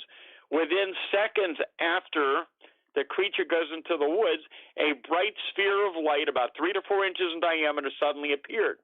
He said it was similar, looking directly into the front of a flashlight. It was about 4 feet above the ground, and that light then moved a short distance for about 3 seconds and vanished.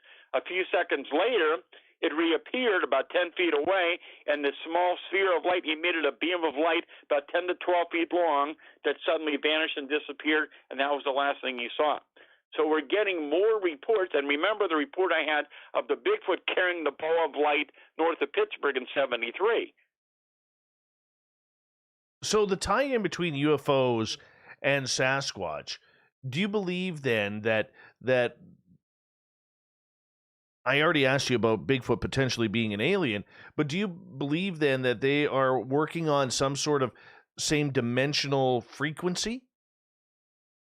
Look, as strange as it sounds, and again, this is not coming just from my information, but there are other very good researchers out there. Nick Redfern, there's numerous other people who have been gathering these reports for years, and they're finding the same odd things that I'm finding. And some of these reports are so bizarre. You have these reports of these things actually changing form, of creatures changing other creatures, of balls of light changing in the creatures. We have many reports of UFOs that appear to be solid physical objects that physically in front of people transform into a different physical shape. We've had daylight sightings in the last few years of large structured objects that are in the sky and they're making no sound, and they suddenly begin to go from a solid object to fade away into nothing. There's a lot more to this than any of us understand, once again. Okay, because I know here, the First Nations around here, many believe that the Sasquatch is interdimensional or a shapeshifter. And if that's the way we're leaning, would that not have to mean that this creature is not, or for the majority of them that we know of, is not of earthly descent? Well, again, are we talking about something from another planet? Are we talking about something from another reality, another dimension?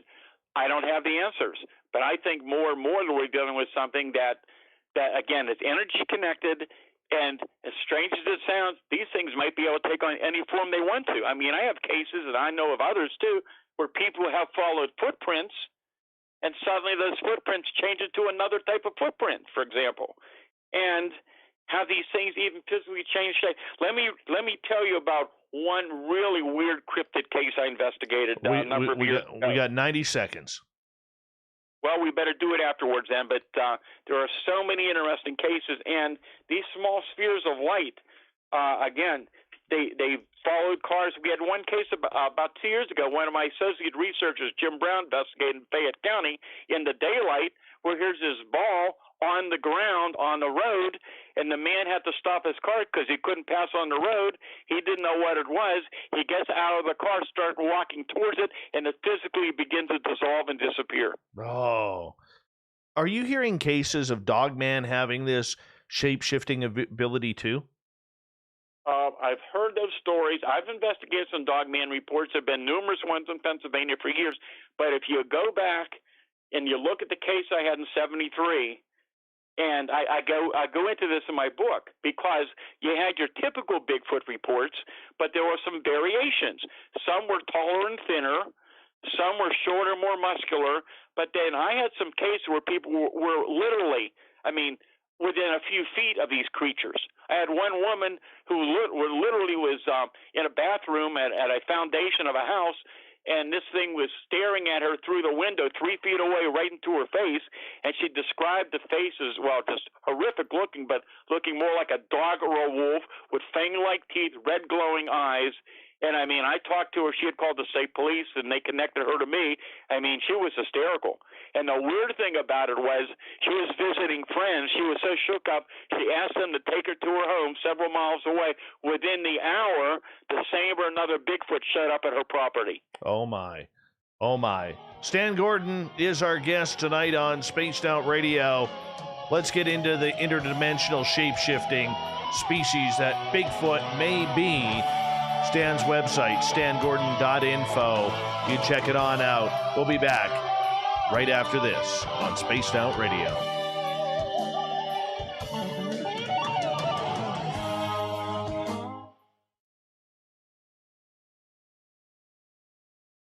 Oh, this is so cool. So cool, Stan. Well, we couldn't even begin to get into the cases in a few hours. We could be here for literally weeks of the information that's out there. Oh. Now this just, what I hate about this is I can't get to my Sasquatch gifting site because you're getting me so pumped up and worked up, man, that I just want to get out there and I can't even get there. Oh well. Unless you got about 10 grand that you want to send my way so I can put some tracks on my side by side. There you go. I wish I had it to give to you. Oh my goodness. My goodness. Now I got to wait another 4 weeks. Son of a gun. There you go. Yes. I'm going to give you a very interesting case. You can call it a dogman or a werewolf, whatever you want, but this is a fascinating case. All right. Well, wherever you want to go, I'll go. I'm just along for the awesome ride tonight. Okay. And, we can go into some things. And remind me to tell you about, we start talking about the Black Panthers. Let me tell you about one of the cases of a paranormal Black Panther case that also shows this type of phenomena going on. All right.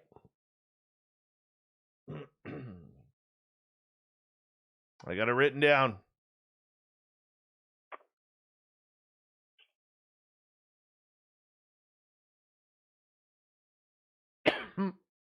Excuse me.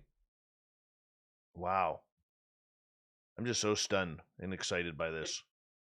Well, like I said, had I not been out investigating these cases firsthand, it'd be very hard for me to believe it.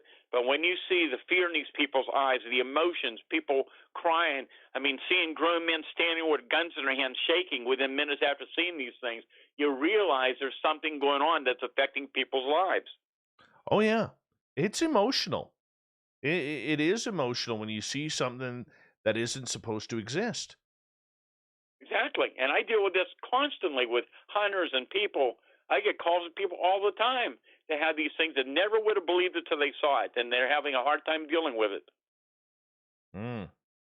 I couldn't imagine what it's like being one of these hunters that are out there that are sitting in a deer stand and all of a sudden something comes up and literally, scares the daylights out of them on the ground below.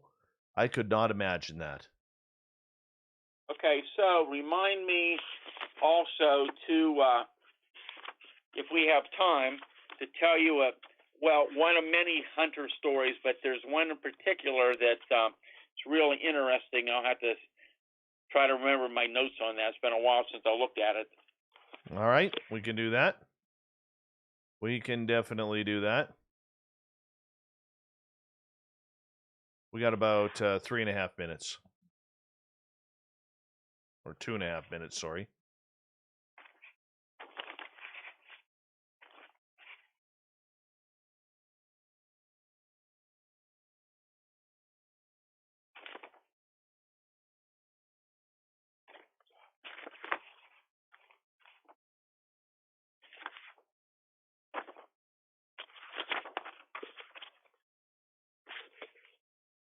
I'm working on another book. Hopefully, it'll be out in the next few months, I'm hoping. It's going to have some incredible cryptid cases, things that people never heard about before. Some of the cases are amazing.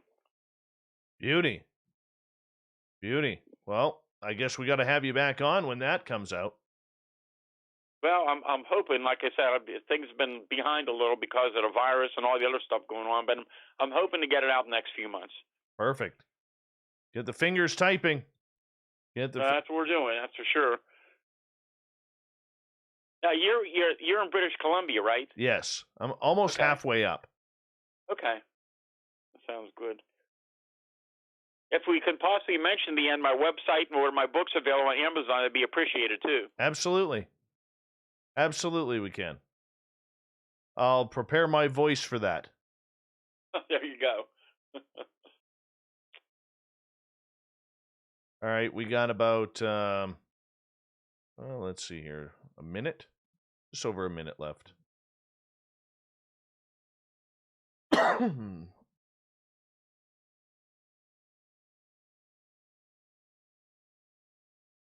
Really do appreciate you staying up for us. Oh, I always enjoy doing it. It's a lot of fun, and, my whole thing has been educating the public. I've been doing this since I was in high school. Out of high school, I began to give free lectures to the people around the area on these subjects. I've been doing ever since to educate the people the fact that there's things going on out there we just don't understand. Right. Okay, my friend, hold on. Here we go.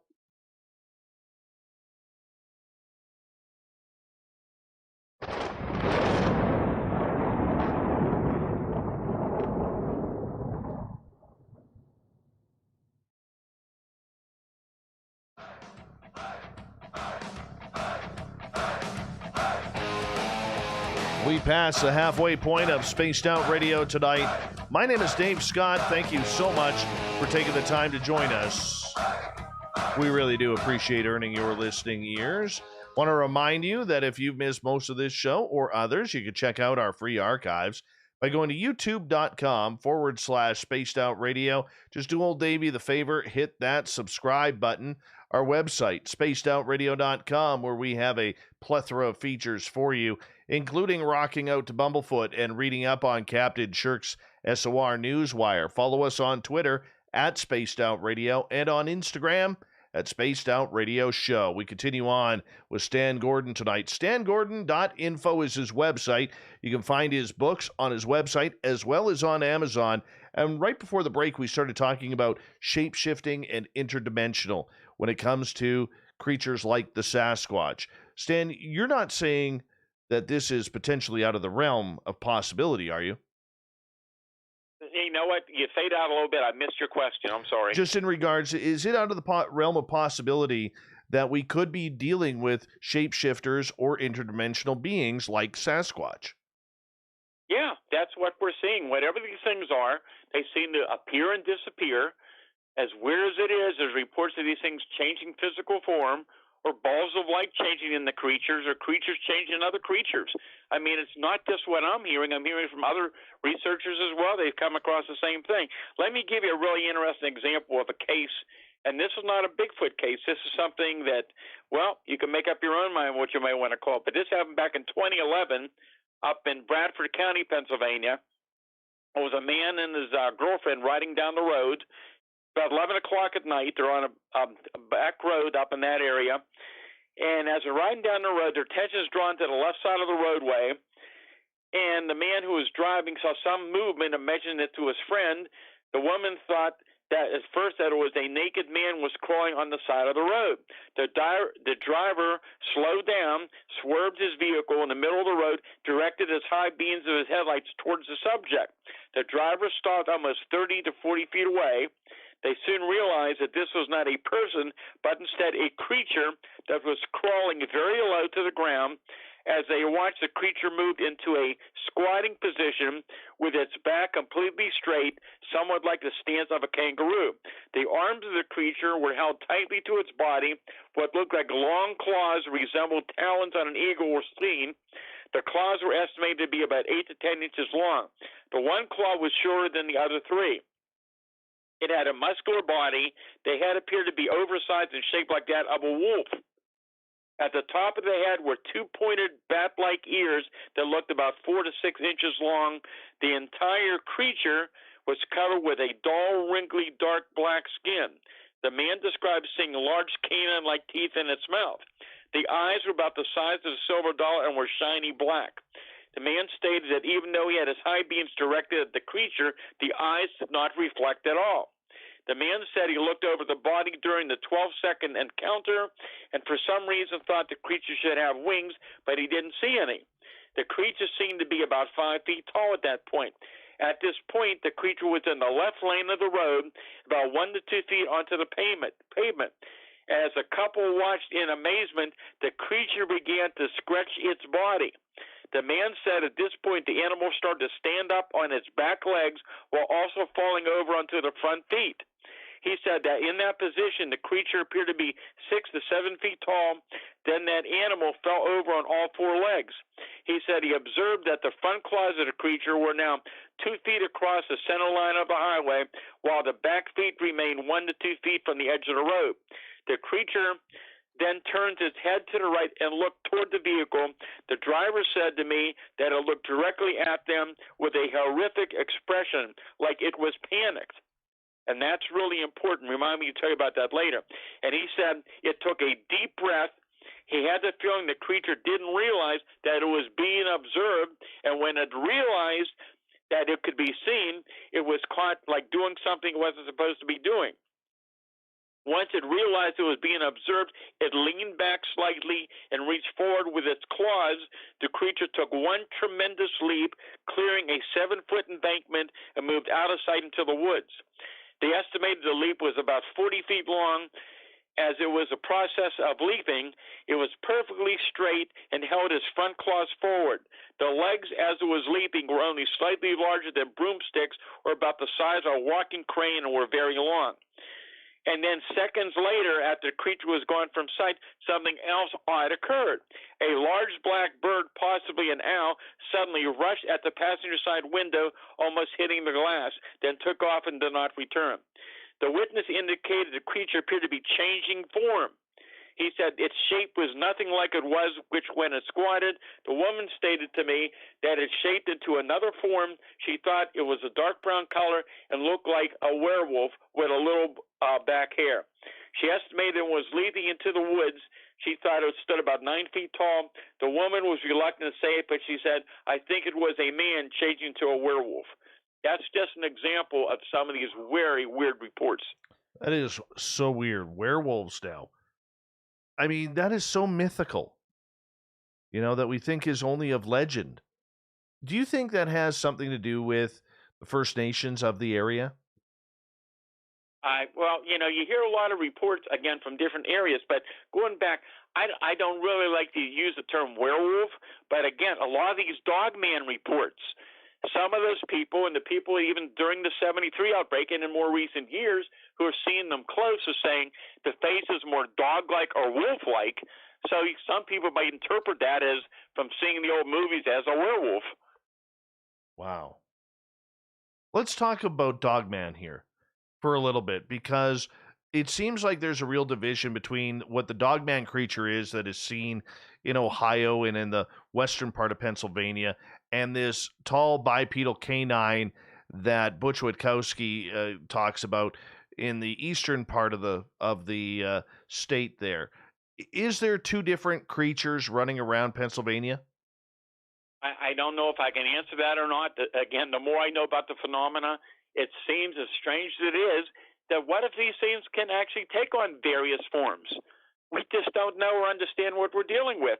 And, we talked earlier about the Black Panther sightings, how strange they were.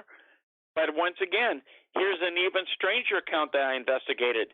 And this was back in 1983, I believe it was. And here's a fella coming home from work around 1 o'clock in the morning. It's in February. His car is overheating. He pulls into his driveway and is going to go out and get some antifreeze in the garage. He opens up the hood of the car, and he hears this growl. And he lives in a wooded area, so he didn't think too much about it. And he turns around and looks, and just a short distance away, here's this large black house cat about 20 feet away making this loud growl. So he goes back to putting more antifreeze in the car, and a few seconds later, he hears a second growl, but this time the growl is much deeper and louder. And the witness is shocked because that cat, which was a large house cat, has now physically grown to about another foot in size. So the man throws the empty antifreeze jug at the animal, which he hits, and it makes this loud, growling, fiercely growling sound as though it's going to attack him. The creature took 2 or 3 steps backwards, then growled again, and it started moving up the illuminated road. So this guy runs into his house and grabs his pistol. He comes back out, and when he looks, this thing has now grown to what he would describe as a black panther like you would see in the zoo. It's a much longer body with a very long tail, completely black, but it has luminous, glowing yellow eyes. And he took a shot at it, and he said he could see the big tail swishing around. And he said as he's watching this thing, it suddenly physically disappears right in front of him, and it's gone. How does that happen? That's not supposed to happen. None of these things are supposed to happen. That's the problem, and that's why so many people have a difficult time dealing with these reports. Because I've talked to multitudes of people. People call me quite often, hunters and people from all kinds of backgrounds who have been out in the woods for years. never saw anything unusual, heard stories, but never believed any of them. I mean, a few years ago, I interviewed several different hunters independently who had experienced it. I mean, I remember talking to one or two of those guys, and they had tears in their eyes, and they were shaking talking to me. And some of these guys said, "We've spent our lives in the woods. We love the woods. We'll never go back in the woods again." I mean, this is the kind of reaction of the weird things that are going on out there. And there are so many stories. I mean, we could talk for hours and hours about these cases. And I mean, I'll give you another great story from some hunters up in Elk County back in 2008. And this was early morning. These two men were going in the woods about 4:45 in the morning. Been raining. They had only a headlight on and a mini mag light at the time. The fellows walked further into the woods. They heard the sound of a coyote howl, and the men stopped. They heard other coyotes howling from various locations around the woods. Appeared to be about 3 different packs of the animals. The men had hunted there for quite often. The one witness told me he had never heard so many coyotes, however, howling like that night.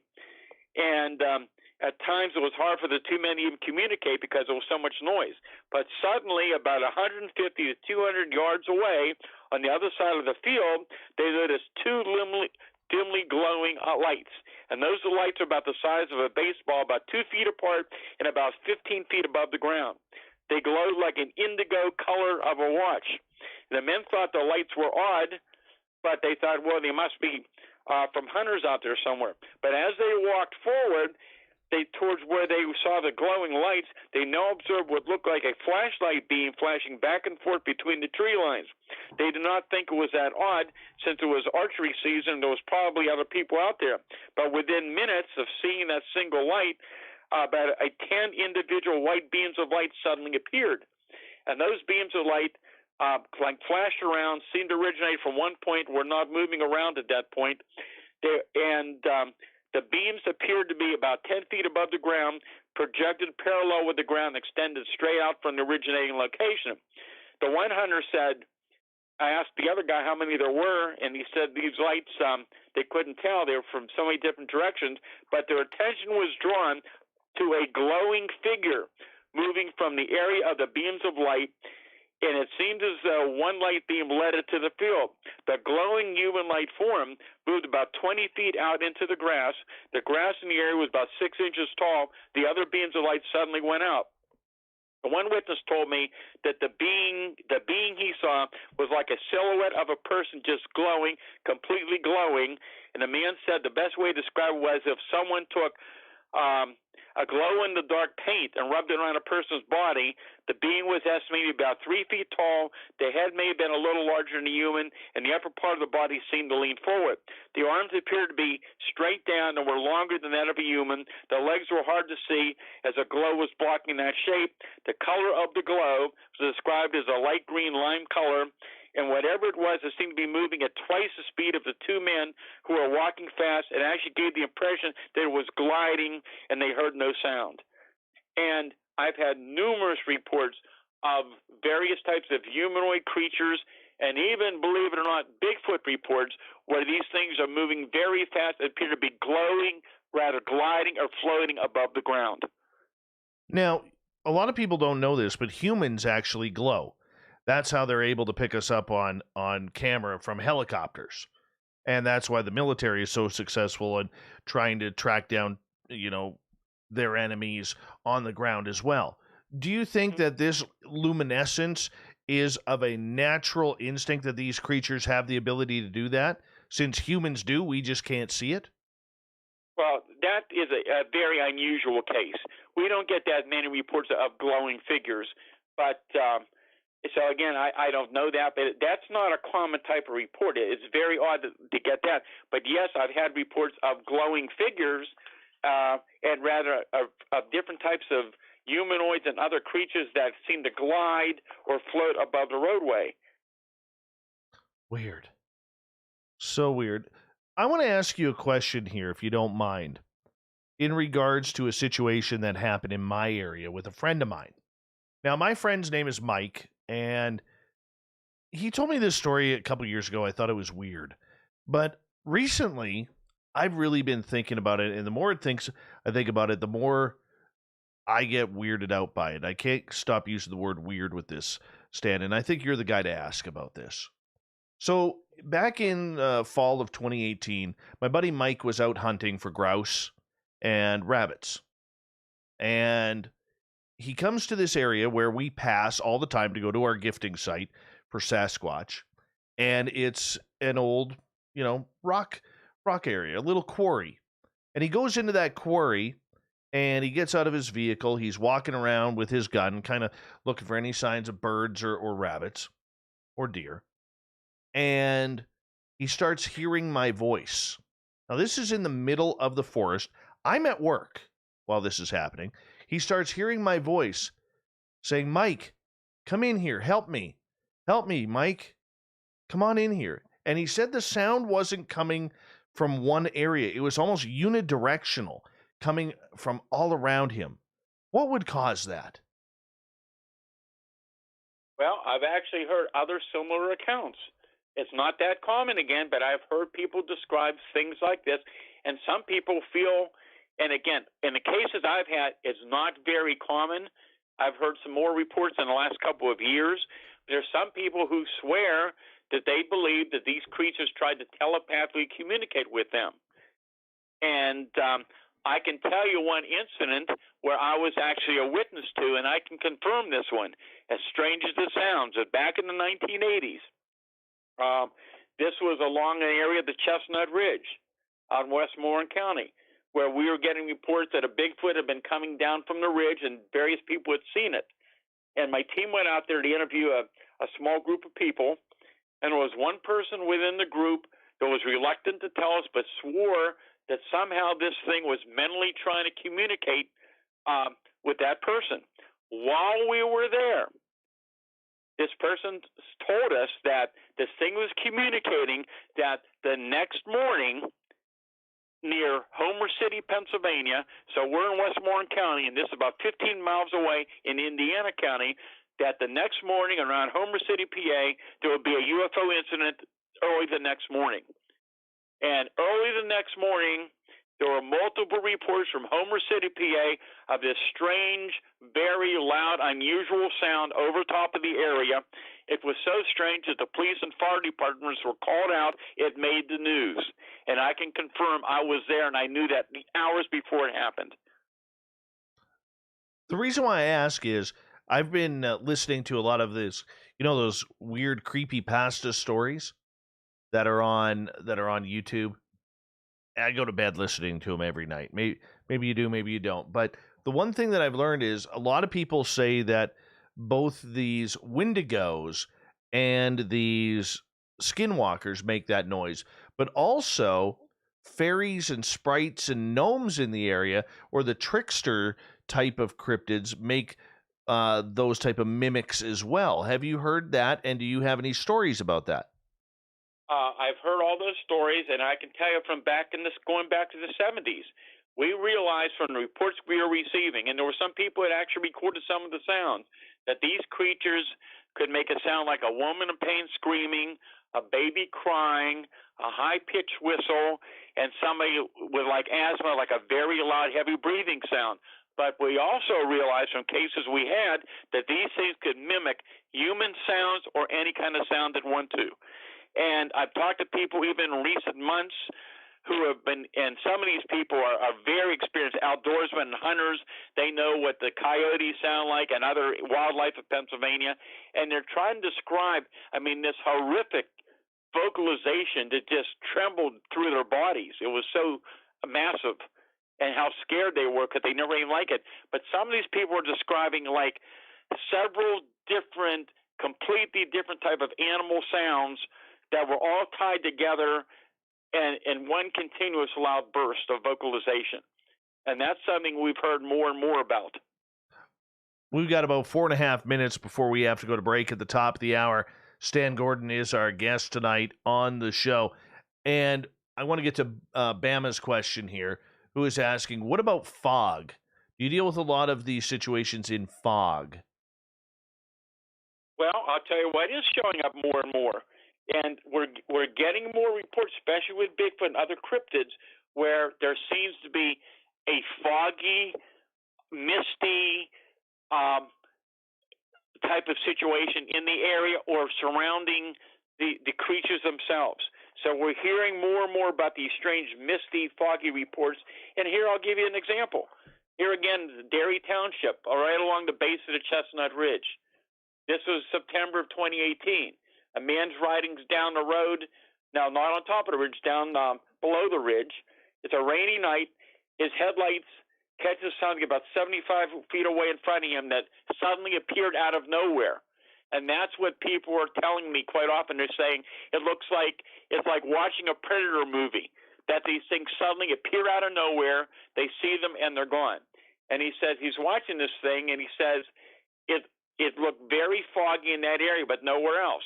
And he said he can see this whole creature, this humanoid form, about 6.5, 7 feet tall.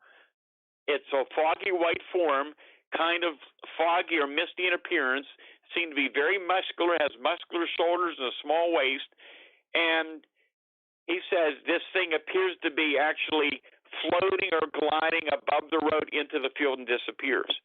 But yes, we're hearing more reports of people describing an odd fog or a mist, and now it's also being reported with UFO cases as well. Do you find that this fog or this mist is maybe being created by the creatures as a camouflage, so to speak, as much like the military would use smoke bombs? Don't know. I mean, maybe it's part of the process of these things appearing and disappearing, just like the odor with Bigfoot. You know, you hear many, many reports of people saying about this terrific smell like rotten eggs or sulfur. Something's been dead for a long time. I actually did smell it myself. I can tell you that story later because it's interesting. But there's not always a smell. In many, many cases I investigated, there's no smell whatsoever.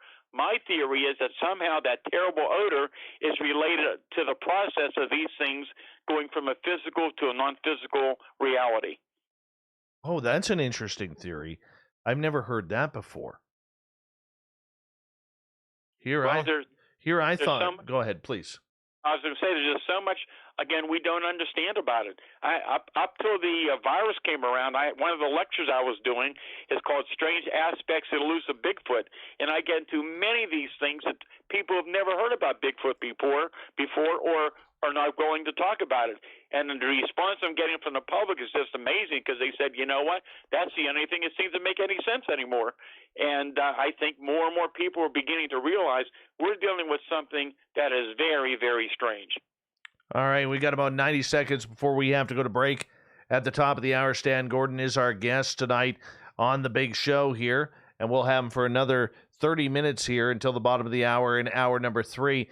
Stan, with that fog and with that mist that's coming around, is it just coincidental that it happens that way? Or are these creatures more active when it is damp, moist, maybe going in from late summer to early fall or spring into summer? Well, once again, it's not something that you have in all the reports. It's not. But it's a detail that keeps showing up more and more over the years. But I get reports all year round in all type of conditions. We've had Bigfoot sightings on beautiful summer afternoons. We've had them in wintertime during thunderstorms. So we've had reports on all type of weather conditions, just as with UFO reports. Awesome.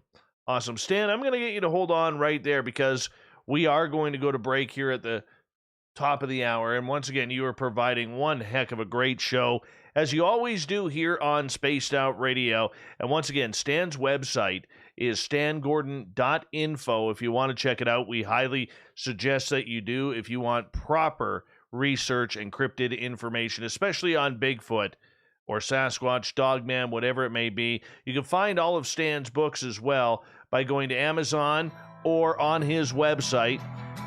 He's one of the best in North America when it comes to researching monsters. This is year number 62 that the legendary Stan Gordon has gone chasing these legends.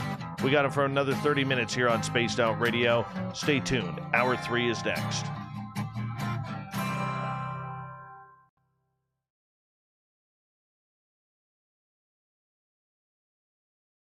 All right, I'm just going to run my dogs outside. I'll be right back, okay? Okay. you know anything about our website, you know we like to do things a little differently.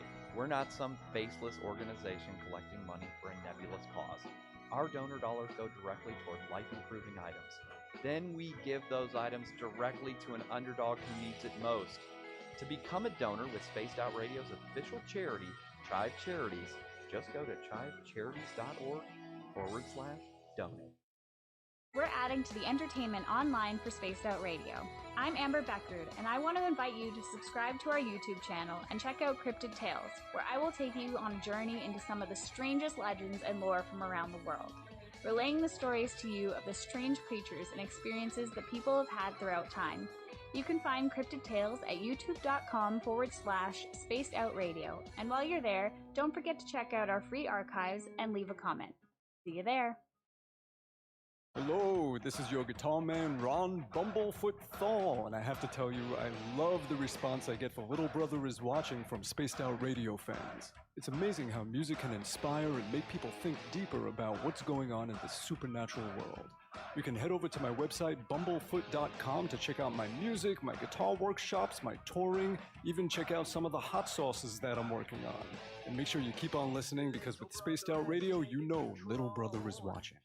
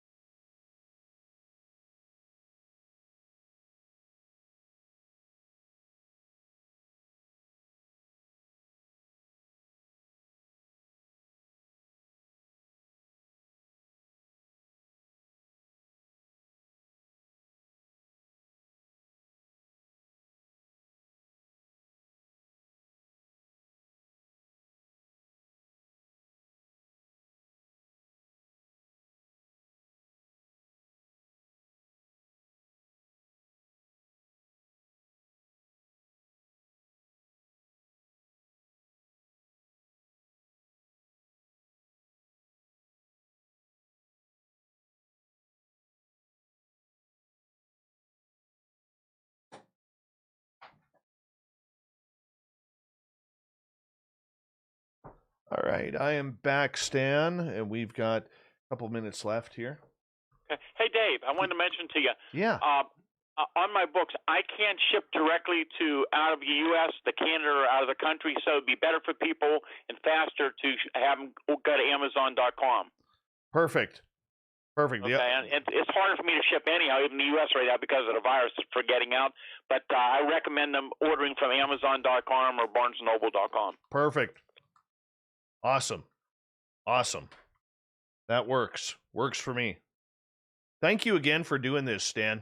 What an amazing show. Well, thanks. And I'm going to give you some amazing reports here in a minute, something you probably have never heard of before, that it's now I'm hearing reports from around the country that's going on more and more.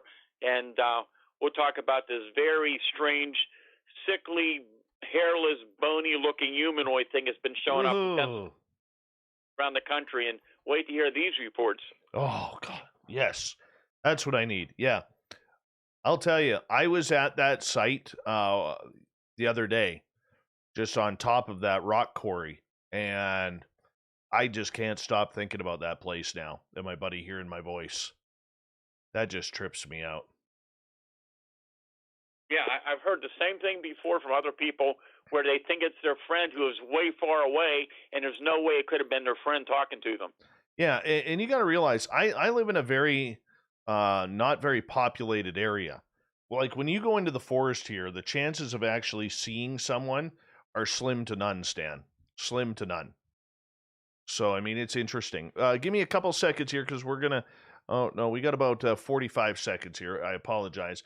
But I want to quickly say a big thank you to Greco, to Brett Lewis, to J1, to Vinster, to Surf JR Fapster, Wagon Breath, Ninja, and I believe that's it for the amazing super chats tonight. Thank you so much for supporting what we do here on Spaced Out Radio. It really does mean a lot, and it really does help out what we do.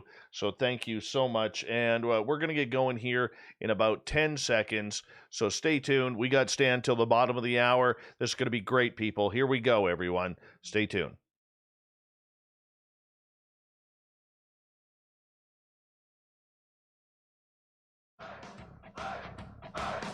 Would you like to connect with us? Head to spacedoutradio.com for all your latest show info.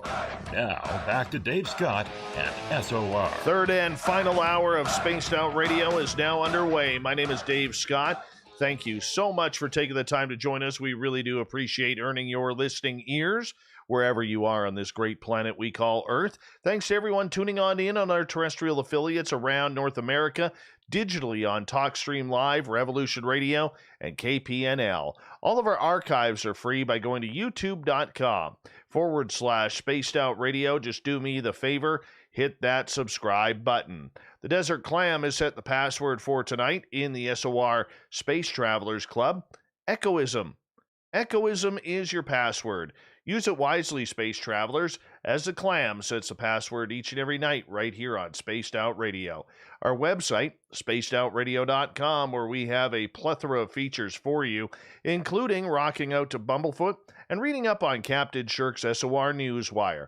Follow us on Twitter at Spaced Out Radio and on Instagram at Spaced Out Radio Show. For the final time tonight, we introduce Stan Gordon. His website, stangordon.info, where you can find his books. You can find him on Barnes & Noble, on Amazon, and we are very lucky to have him back tonight and staying up late from the East Coast. We really appreciate this, Stan. Thank you so much for being on the show again.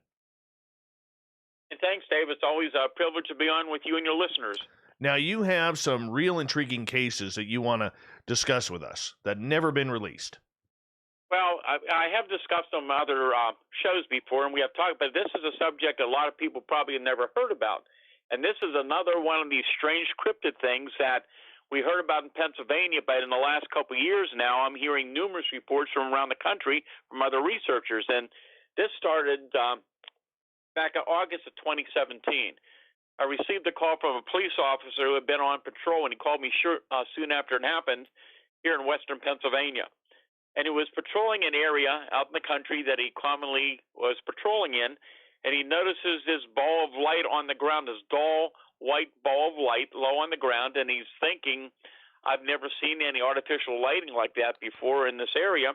So he stops his patrol car, and he's looking, and suddenly this ball of light rises up from the ground, and he soon realizes that it's the weirdest thing he's ever seen, and that actually the ball is the head of a strange being about 6 feet tall or maybe a little taller. He said it was tall and almost skeletal thin, and he said he was of the opinion that whatever this thing was, it was lying on its belly on the ground with its head facing the road when he first saw it. It then stood up facing the road, and in that dark location, he saw the dull light from the glowing head illuminating the upper section of the body. And while he watches this thing, he says the illumination from the head lit up the shoulder area. The creature turned and faced him, then turned to the left and took off at an incredible speed. He said the speed itself was abnormal. he never saw anything move so quickly. And he said, now this is interesting, he said, it was there and then it was gone. Almost the same thing witnesses tell me about other cryptids. They suddenly appear and disappear. And he said he's watching this thing, and he's described as being 6 foot or taller. The head was about 8 to 10 inches in diameter, shaped like a ball, but may have been somewhat egg-shaped. The light emitted was a dull white. The light illuminated the shoulders, the top of the chest, and the sections of the arms. He could not see the hands. The chest looked to be about 18 inches across. The waist appeared to be small, but the arms were unusually long. The long limbs looked skeletal with no muscle mass. The skin tone of the body appeared to be a dull grayish blue. He couldn't see any facial features. He only saw it for a matter of seconds. As soon as the thing moved off, he pulled up, put a spotlight on. There were no tracks there. And, I interviewed him numerous times, and it was a fascinating case. Well, within a couple weeks later, and again, people weren't knowing about this, I got a call from another area a number of miles away from that location. And this woman in September was out that evening. She's watching early that evening this large object, like a big disc with multiple lights on it, hovering, bobbing around, hovering low over some trees. And she said some of the lights on it was like a dangling electrical rope made up of neon lights that was hanging from the object. And also, soon after that, she hears this very strange, loud sound coming from the woods. She said, I don't know how to explain it, but she said, I've heard owls before, and this thing sounded like it was very loud and steady, like a very angry, loud, noisy owl. And interestingly, other people have been calling in, reporting these strange, terrible sounds, some saying it sounds like a huge, oversized owl from other areas. But anyhow, she's watching this thing hovering, and as she's there watching the object, in the distance she sees this figure begin to approach. She thought it was a neighbor coming up to talk to her, and as she's watching, she realizes this is not a neighbor, this is not a human, but this thing has a somewhat human form. It's about 5 foot 8 inches tall. The head was kind of egg-shaped. The color was kind of an odd, sickly, and in poor health. It looked like it was a kind of a light green or ivory color, similar to what the police officer saw. She said she couldn't see any facial features on it. It appeared to be thin and hairless, like what he saw, but the body appeared to be thin and hairless and wider around the shoulders, about 20 inches across. She could not see the arms or hands. The legs were straight and thin, but seemed to be bent outward from the knees. And so that was very interesting. And then I talked to a guy, and I was actually at the location, and this fellow lived miles away from there in a different area, and his home is deep in the woods.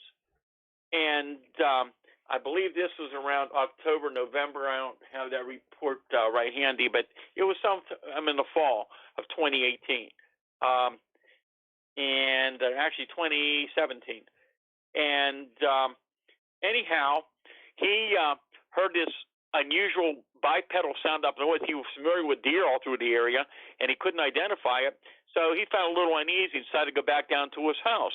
So he's sitting there eating at the table, which is about 10 feet away from the back door that faces the woods. And he happens to look up and hears this same kind of scrawny, thin, sickly-looking, hairless creature crouched down on all fours with glowing yellow eyes staring right into his face 10 feet away. He said it goes down on all fours, scampers around the house, and it's gone.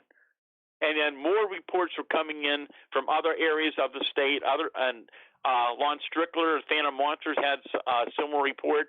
And I understand now from around the country in the last couple of years, there have been more similar reports coming in. That almost sounds like a couple of explanations. Whether it's the Skinwalker or Wendigo, sounds very familiar to that. But with the screaming sounds, it almost sounds like a sea hag. Well, again, you've got all these different anomalies all wrapped into one mystery. You've got these different aspects of these different cases showing up, and it's just very, very amazing.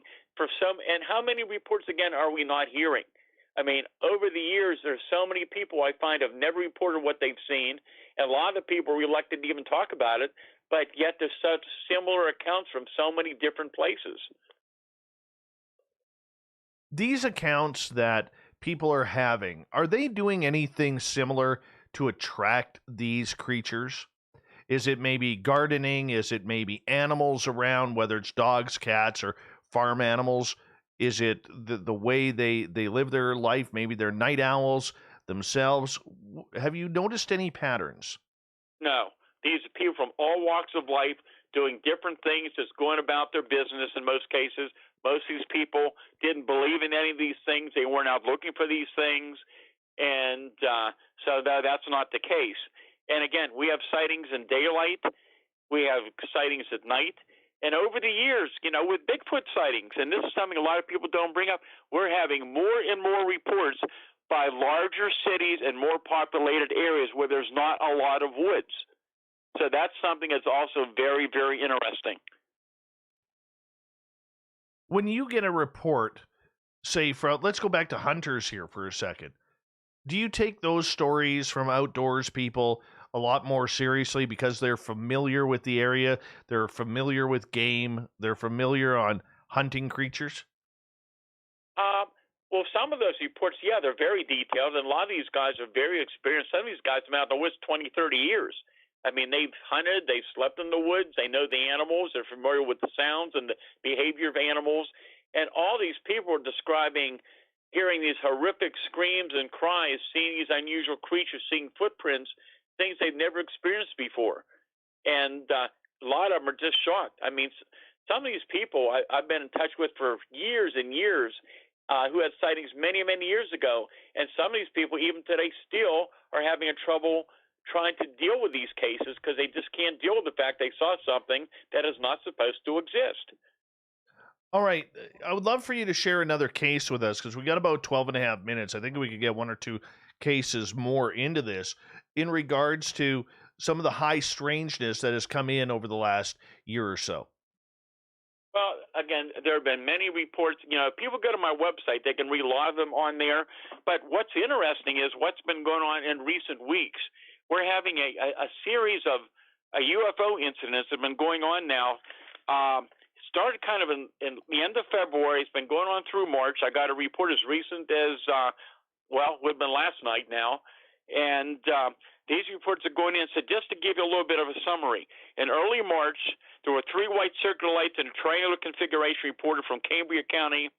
The objects were observed for a few minutes and suddenly vanished.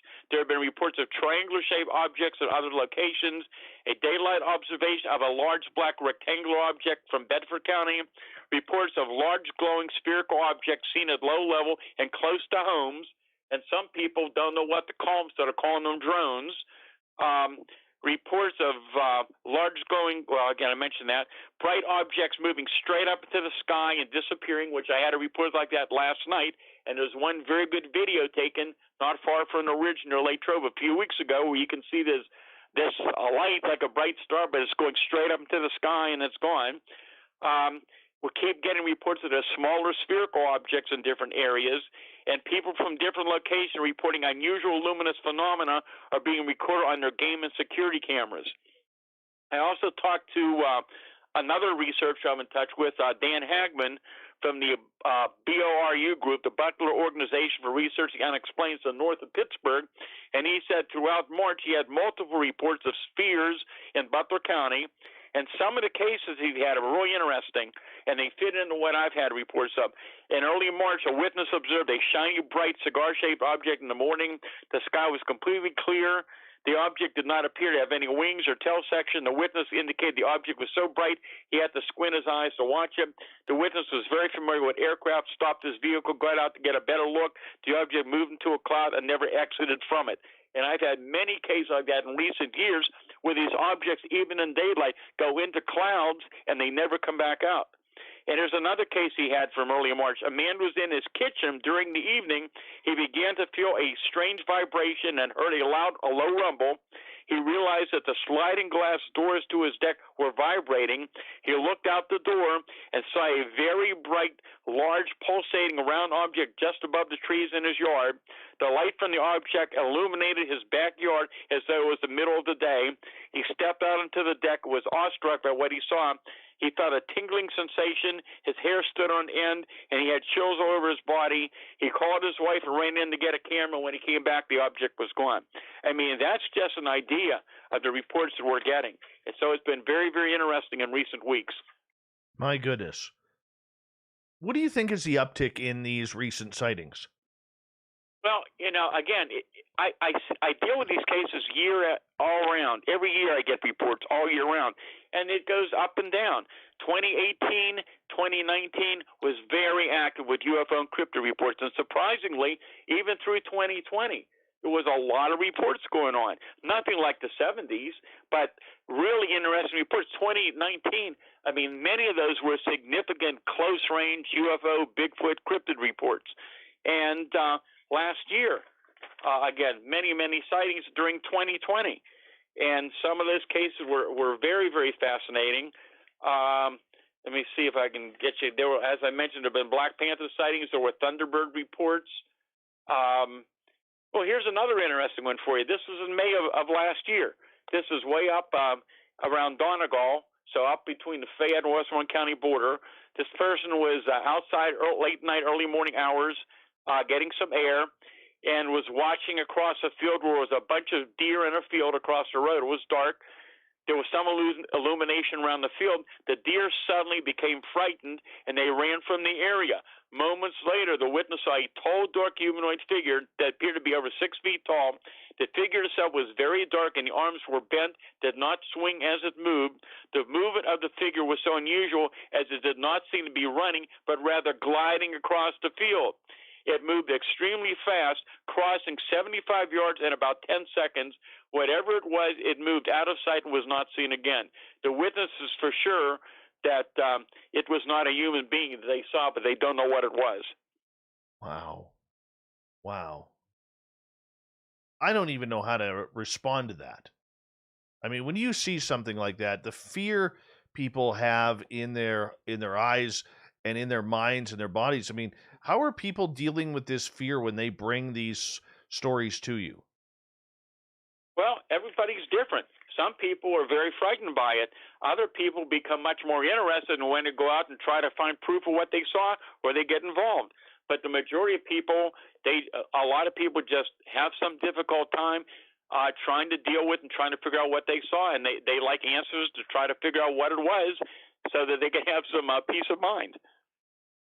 So do you think that the people who are having emotional breakdowns, what's their stories?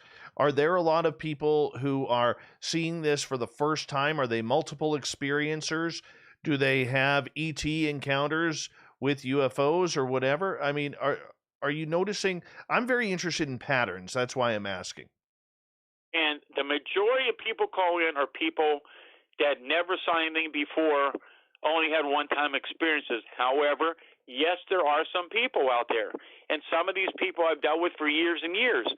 There's one person I'm still in touch with on occasion. Heck, I've probably been in touch with her for probably over 40 years. She was a little girl that was missing in Westmoreland County, and there was apparently a very, very big search for her. They searched for hours. From what I remember, they found her in the middle of the field, standing in the field where they had searched over and over again. She had no idea what happened to her. From the time she was little, she had all kind of paranormal experiences. Later in life, she had encounters with UFOs and Bigfoot and other cryptids, and sometimes other witnesses were with her. Later on, her children began to have experiences, and now her grandchildren are having experiences. And this is what I found in other cases as well. Sometimes it seems generations of families have these events. So certain people seem to have reoccurring phenomena going throughout their lives, and yet some other people only see something once or twice, if even that often, and they're just shocked by what they saw because they never saw anything like it before, and in most cases did not believe in it. Oh, wow. And I've heard that cases, too, around here. There's a famous one in British Columbia with Karina Sables, who has, started off in Aldergrove, British Columbia, which is one of my former hometowns, and she started with a black triangle. Then all of a sudden the abduction started. Then she noticed that her daughter started getting abducted too, and now it's her grandchildren. These patterns where these families all of a sudden have one experience and it just kind of takes off from there. you know, other thing that I've noticed too is once they've seen UFOs, all of a sudden that paranormal activity starts to act up around the house. You know, the idea that cryptids are around, whether it's anything small like fairies and sprites, right to Sasquatch seem to pop up as well. I mean, to me, that signifies that all of this phenomena somehow, some way is tied together. Exactly. And that's what I've been finding more and more of. And that's what I get into in my Silent Invasion book about the 73 outbreak. That's what we're finding in some cases, that some of these properties, people would have various kind of phenomena that would start to occur. One thing would happen, something else would show up. And that's what's still happening now on certain other locations right now I'm aware of. And I think it's much more common than people realize. We just don't hear about it because people want no publicity. So how do we get those reports out? Because it's those ones who are remaining silent that may hold the keys to some of these mysteries to unlock them. Well, you know, there's myself and there's other researchers out there that have been talking about it. They're getting information out more and more. And I think people are beginning to be more receptive to these cases because of all the media coverage now. And, of course, with the UFO phenomenon, you see it's getting a lot more national coverage. It's being taken much more seriously. People aren't laughing on these subjects like they used to. And so I think more and more people are coming forward a little bit more and are a little more willing to share their experiences. And I think in time you're going to be hearing a lot more about the strange aspects of Bigfoot and UFOs and how there's some relationship between the various phenomena. And I think that this is something that I wouldn't surprise me a bit that the government has been aware of this for a long time. They apparently, I think they know a lot more about both the Bigfoot and the UFO phenomena telling the public, but they do not have the answers themselves, and they're not in control whatever the phenomena is. We have 2.5 minutes with you tonight. You know, we've seen a lot of UFO reports come out recently, especially one with the USS Kidd and 2 other destroyers on the west coast of California in 2019, where they had these so-called drones that were flying around. What do you think's going on here? Do you think we're trying to communicate rather than firing on them in American military airspace? Well, again, I only know what I've read and I've heard about these reports, and I think they're very, very fascinating. And, of course, our military has the best technology out there, and apparently they're kind of stumped as to what's going on. I'm sure we'll hear more as there are more investigations taking place. But don't forget now, we talked somewhat about those strange small spheres of light that I've been investigating for years and years, which are called mini UFOs. And some of these recent reports here in Pennsylvania, for example, people are telling me about these strange lights that are coming close to their homes, and they're calling them drones too because they don't know what else to call them. It's strange, isn't it? Hey, Stan, we have you for 90 seconds. I'd love it if you took that time to tell everybody where they can find more information in your books. Yeah, my website is stangordon.info. There's contact information on the website. They can contact me by phone or by email at taufo@comcast.net. Books, the best way to get books right now is through Amazon.com. I'm not able to ship out of the country, so I can't ship to Canada or other countries, but you can get them through Amazon. And my 3 books are Really Mysterious Pennsylvania, Silent Invasion, the Pennsylvania UFO Bigfoot Casebook, which has great details about those very weird UFO Bigfoot cases. The latest book is Astonishing Encounters, Pennsylvania's Unknown Creatures, and there's some amazing cryptid cases in that book. That's just great. And what's up in the next few months for you? Well, I'm continuing to do what I'm always doing. We're hoping the virus situation that gets better around here so we can hold some more events around here. A lot of people want to hold events, but right now it's not being done, and in too many cases. And so I'm hoping to get out. But, again, I'm waiting to see what the next report brings in because there's been some fascinating reports. And the way things are going, I think we're going to have an interesting year. All right, Stan Gordon, thank you once again for coming on Spaced Out Radio. It's always a pleasure to have a legend researcher such as yourself on this show and educating all of us in our listening ears. We appreciate you and your time. Coming up next on Spaced Out Radio, we have the SOR Newswire. We have the Thought of the Day. Stay tuned. Spaced Out Radio continues for the final half hour right after this.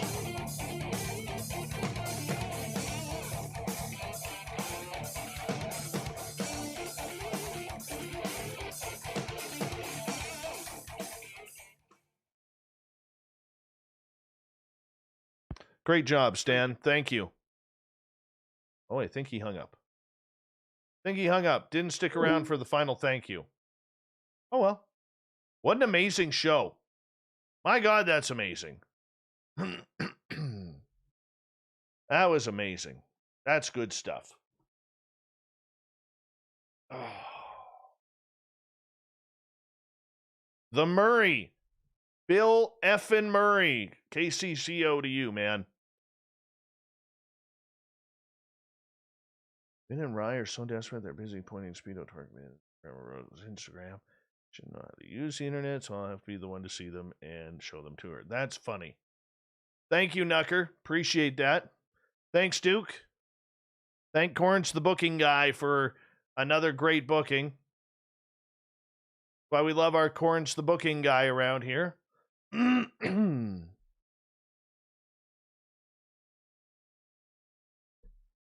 Yeah, I'm going to keep it short for a while. When is Duke going to be on again? You know what? I'm thinking in the month of May, I may do a Bigfoot panel, which Uncle Dookie doesn't know about yet, but he'll be a part of it. Because that would be really cool. Excuse me. Always on Wednesdays. Always on Wednesdays. Ah, oh, Vix. Gotta love Vix.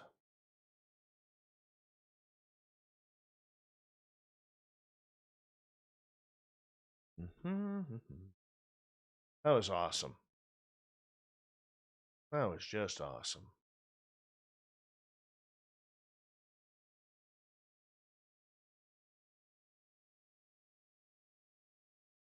Yeah, cryptid panel. We haven't done one of those. Yes. Vinny, how do you feel about missing Geraldine? Had a lot of good guests, Sovereign Farts. He may be the best one that you have had or that you have heard, and we appreciate that. We do. Thanks, Andrew. Thanks, the Michael Leger.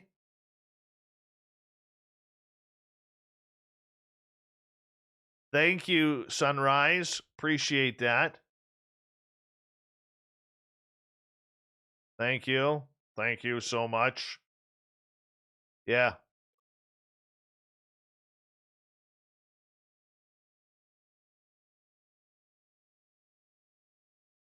Thank you, The Quick.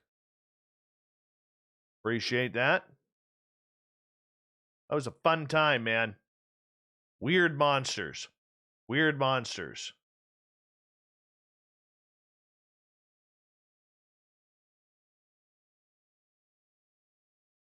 Thanks, Nilbog.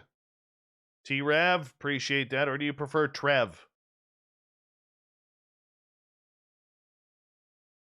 Oh, my goodness. Fine, I'll fix it.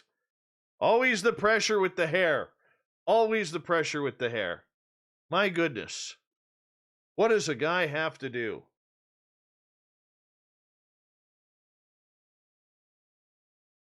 It's the headphones. I can't do anything. I'm not cutting my hair.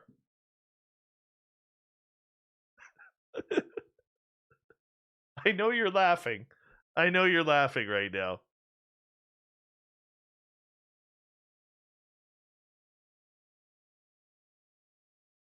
Oh.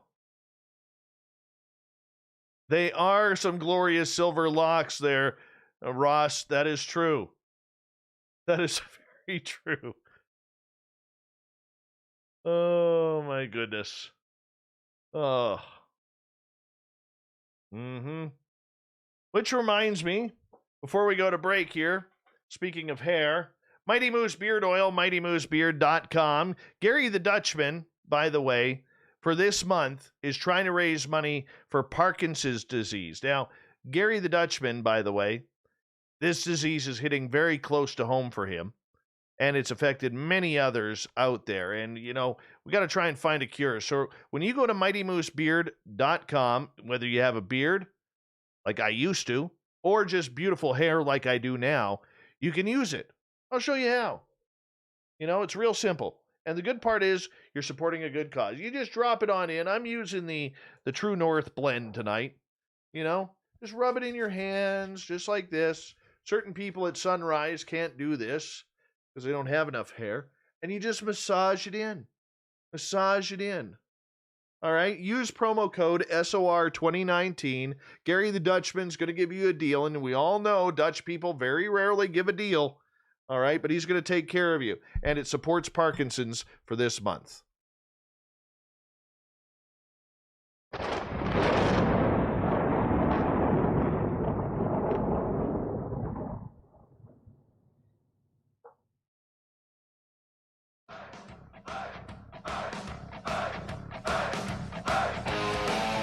We've rounded third. We're heading for home tonight on Spaced Out Radio.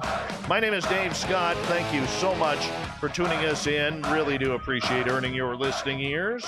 Want to remind you that if you've missed most of this show or others, you can check out our free archives by going to youtube.com/Spaced Out Radio. Do me the favor, hit that subscribe button. Our website, spacedoutradio.com, where we have a plethora of features for you, including rocking out to Bumblefoot and reading up on Captain Shirk's SOR Newswire. Follow us on Twitter at Spaced Out Radio and on Instagram at Spaced Out Radio Show. Speaking of the news,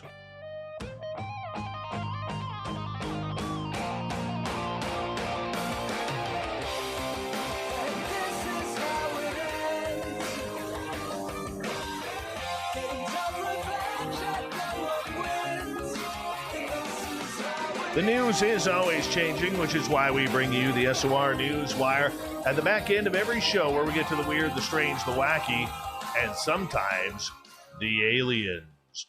Former CIA Director R. James Woolsey said he believes UFOs could exist after his friend's plane, now hear this out, this is weird, after his friend's plane was paused at 40,000 feet, and hopes humans would be friendly to extraterrestrials if they ever make contact. The former chief spook, who ran the agency from 1993 to 1995, spoke with John Greenwald's The Black Vault, where he was promoting his new book, which is co-authored by Mina Pasipa, Operation Dragon, Inside the Kremlin's Secret War on America. There have been, over the years, new events and now events of one kind or another, usually involving some kind of aircraft-like airframe, Woolsey said. I never thought there was anything to all of this. It always seemed pretty far out to me. But there was this one case in which a friend of mine was able to have his aircraft stop at 40,000 feet or so and could not continue operating as a normal aircraft, Woolsey continued, adding that the source was someone he respects. What's going on? I don't know. Does anyone really know? He said. There has been enough things like that have occurred that I think will be a lot of examination of what's going on over the course of several months or years. He added, I'm not as skeptical as I was a few years ago, to put it mildly, but something is going on that is surprising to a series of intelligent craft experienced pilots. During the interview with Greenwald, another intelligence chiefs, John said that other intelligence chiefs also have left open the possibility of extraterrestrial life. In December, ex-CIA Director John Brennan said it was presumptuous and arrogant to believe that there are no other forms of life than the ones on Earth. I think some of the phenomena we are going to be seeing continues to be unexplained and might in fact be some type of phenomena that is the result of something we have not yet understood, and that we could evolve into some type of activity that some may say constitutes a different form of life. Boy, that's a long word and a long road to take to say we've got aliens. Maybe. We've got aliens. Maybe. That's all he has to say. But no, you had to take the long route. In April of 2020, the Department of Defense released a statement confirming 3 unclassified Navy videos from 2004 and 2015, each showing unidentified aerial phenomena. Brennan commented on the videos, calling them quite eyebrow-raising. You try to ensure that you have as much data as possible in terms of visuals and also different types of maybe technical collection of sensors that you have at the time.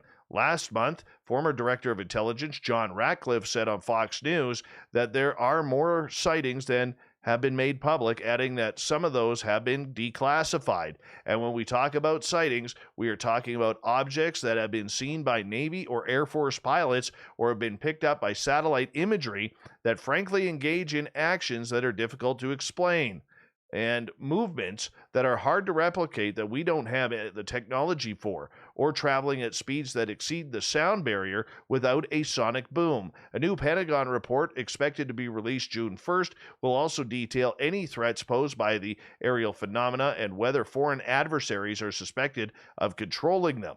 Wow. Wow. These are big people talking. They're in the know. They are in the know. Here's a stinky one. The owner of a Penticton, British Columbia white spot has come forward to apologize for throwing dog poo on the property of Compass House, a homeless shelter just a few doors down from the iconic restaurant. White Spot franchisee owner Al Mansfield said he simply snapped after once again finding human feces near his restaurant. Tony Lang, CEO of the Penticton and District Society for Community Living that operates Compass House, said a staff member witnessed the poop being dropped and the actions had been caught on camera as well. Many of the issues of homelessness are fixed by having shelters and adequate washrooms, Lang pointed out. Business owners and residents in the area have long expressed frustrations about the loitering and crime taking place in and around the Main Street shelter. But Lang said that it isn't the shelter tenants committing the crimes. Residents who have been in the shelter by 11 p.m. are not the ones committing property crimes in the middle of the night. Residents in the shelter are not the same homeless people sleeping in your doorways when they have a bed in our shelters. Here is White Spot owner Al Mansfield's full letter. I am ashamed and embarrassed by my actions at Compass House in Penticton on Tuesday morning, and I wanted to come forward publicly to apologize because I am an a-hole. No, he didn't say that, but I'm calling him one for doing that. Sincerely to Roger Evans and residents for the hurt I caused. You know what? White Spot should pull your franchise. That's a dick move. It really is. These are people. They're down on their luck. Not all of them are drug addicts. Not all of them are alcoholics. All right? Some are just down on their luck. You don't deserve to have a franchise when you do something like that in front of a homeless shelter. People have tough times. They are still human beings. Guess what? They still bleed, and they still feel, and they're at the lowest point of their lives. And to treat them that way, Al Mansfield, you, sir, are a jerk. You really are a jerk. I'm sorry. I hate to editorialize there, but this guy deserves to have his franchise pulled, and I hope White Spot looks into it. I really do. Because White Spot here in British Columbia, it's an iconic restaurant. It really is. It's old school, but their food is great. But this guy doesn't deserve to make his cake while shoveling crap at a homeless shelter. How about you do the right thing? Open up your restaurant and feed the people. Feed them. See what it's like to go hungry. When's the last time you were hungry, Al? Tell me about it. Anyways, I could go all night on that guy. I really could. Hate people like that. A database containing the phone numbers of more than 500 million Facebook users is being freely traded online, and Facebook is trying to pin the blame on everyone but themselves. Thanks, Mark Zuckerberg. You are once again the social media hero. A blog post titled "The Facts on News Reports About Facebook Data" published on Tuesday is designed to silence the growing criticism the company is facing for failing to protect the phone numbers and other personal information of 533 million users after a database containing that information was shared for free in low-level hacking forums over the weekend. Now, Facebook initially dismissed the reports as irrelevant, as they normally do, claiming the data was leaked years ago. And so the fact that it's all been collected into one Uber database containing 1 in every 15 people on the planet and was now being given away for free didn't really matter because, Facebook really doesn't give a care about us. Anyways, Facebook has become accustomed to dealing with multiple massive privacy breaches in recent years and data belonging to hundreds of millions of its users having been leaked or stolen by hackers. But instead of owning up to its latest failure to protect user data, Facebook is pulling the familiar playbook Just like it did during the Cambridge Analytica scandal in 2018, it's attempting to reframe the security failure as merely a breach of its terms of service. So instead of apologizing for failing to keep users' data secure, Facebook is scolding you, the user, for putting your information on their site. Yes, it is important to understand that malicious actors obtain this data not through hacking our systems, but by scraping it from our platform prior to September 2019. Management Director Mike Clark said, "This is the identical excuse given in 2018 when it was revealed that Facebook had given Cambridge Analytica the data of 87 million users without their permission for use in political ads." Yeah, I don't believe Facebook for a second. I really don't. Now, this story's kind of nutty. Literally. A guy walking his dog in the United States did a double take. Pardon me, it was a woman walking her dog in the United States. Well, she did a double take when she caught the eyes of a squirrel. Now, what was impressive about this squirrel? Apparently, it's very well endowed, and this lady was impressed. Sarah Lenzenhuber was walking her pooch outside her apartment in Missouri last week when she crossed paths with this very well-hung rodent. Naturally, she grabbed a snap of the sexy squirrel, posted it on her Facebook page, where the squirrel's information was now stolen by the hackers, where it racked up more than 4,000 likes as well. Sarah said, "I saw him while out walking my dog, did a double take, and then doubled over laughing because she was impressed with the size of this squirrel's cojones. I wasn't sure if I should post it anywhere, but then my grade school sense of humor got the best of me. As you might expect, it was the squirrel's scrotum which drew all of the plaudits. One person says, 'His nuts are bigger than my partner's.' Another said, 'Wow, he's got quite the stockpile of nuts for the winter.' While the third asked, 'Is it sad I'm jealous?' No, I don't think it's sad after all. This is a specimen of a squirrel we're talking about here. Yes, Squirrel Hub. She's going to patent it. Maybe I shouldn't have said that. Squirrel Hub is officially underway. And, he's hung like a badger, and his hot body, to boot, gives him a six-pack of nuts. As one person observed, 'Dude, not only is he well endowed, he's ripped. Look at those pecs.' Another said, 'Does he have a six-pack too?' A third added, 'Wow, those abs.' Yeah, this is actually a pretty sexy squirrel. If this has you wet for your appetite and left you ravenous for more raunchy rodents, then, yeah, the squirrel threesome. Remember we did the story about the squirrel threesome, and Captain Shirk was all red in the face about whether or not we should post that? Yeah, apparently these horny little devils are all over the place. They are getting ripped for breeding season. They're going to the gym more than I am, because Lord knows I could use some help there. And the squirrel with big nuts is out to find some nuts and maybe a partner, because it's all about prepping for the winter. Dubai is set to deport around a dozen Ukrainian women and one Russian man who was detained after a nude photo shoot they staged on a high-rise balcony sparked outrage in the glitzy conservative Gulf City state. The shoot contravened UAE law, Dubai's government said in a statement on Twitter, adding that it would offer no further comment. Earlier in the week, authorities said they had arrested a group of foreigners involved in taking a series of nude photos from a balcony in the upscale marina area. Police said the photo shoot, images which were shared on social media, did not reflect the values and ethics of the Emirati society. Dubai authorities accused those detained of public debauchery and producing pornography, though their swift deportation appears to have been ordered without any formal trial. While Dubai is keen to attract international tourists and businesses, Instagram influencers among them, it has maintained many strict laws curbing social and political freedoms. Consensual sex between unmarried couples was illegal until November of last year. In 2017, before the change, a British woman was sentenced to 1 year in jail for violating that law. She wanted to get laid on her holiday. Well, that's a no-no there. Well, it was, I should say. Ukraine's foreign minister and the ministry said that the consular officials had visited 12 detained Ukrainian women. The exact nationalities and number of all the people involved in the photo shoot was not immediately known. Foreigners make up about 90% of the United Arab Emirates' 9 million residents. Many are migrant workers from East and South Asia working in construction or domestic labor, while other foreign residents are employed in the sheikdom's booming business and tourism hubs. A series of legal changes loosening social controls last year were intended to attract foreign investors, though many restrictions remain. Sharing pornographic material can lead to jail time, so be careful when you travel to Dubai.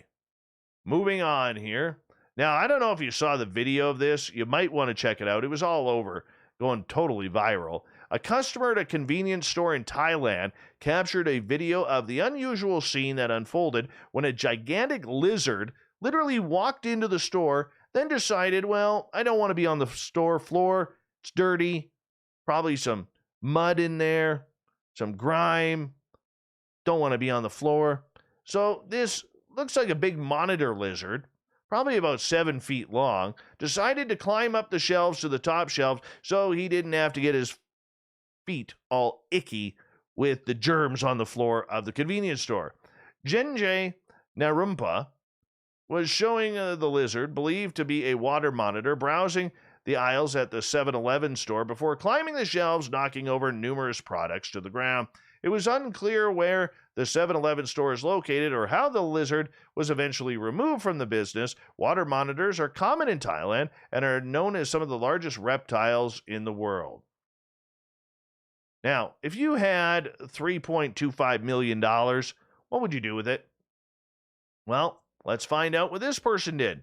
A 1938 comic book featuring the first appearance of Superman sold for a record-breaking $3.25 million at auction. Online auction house ComicConnect.com said Action Comics #1, which bore a price of only 10 cents when it was released in 1938, fetched a high bid of $3.25 million, setting a new record for the highest price ever paid for a comic book. The auction house said the seller had purchased the comic 3 years ago for a sum that was $1 million less than what it sold for at the auction. Vincent Zurzolo, co-owner of Comic Connect, said that the comics is in near pristine condition, making it an especially rare find for collectors. Wow. I could think of so much better things to do than buy a comic book, but that's kind of cool.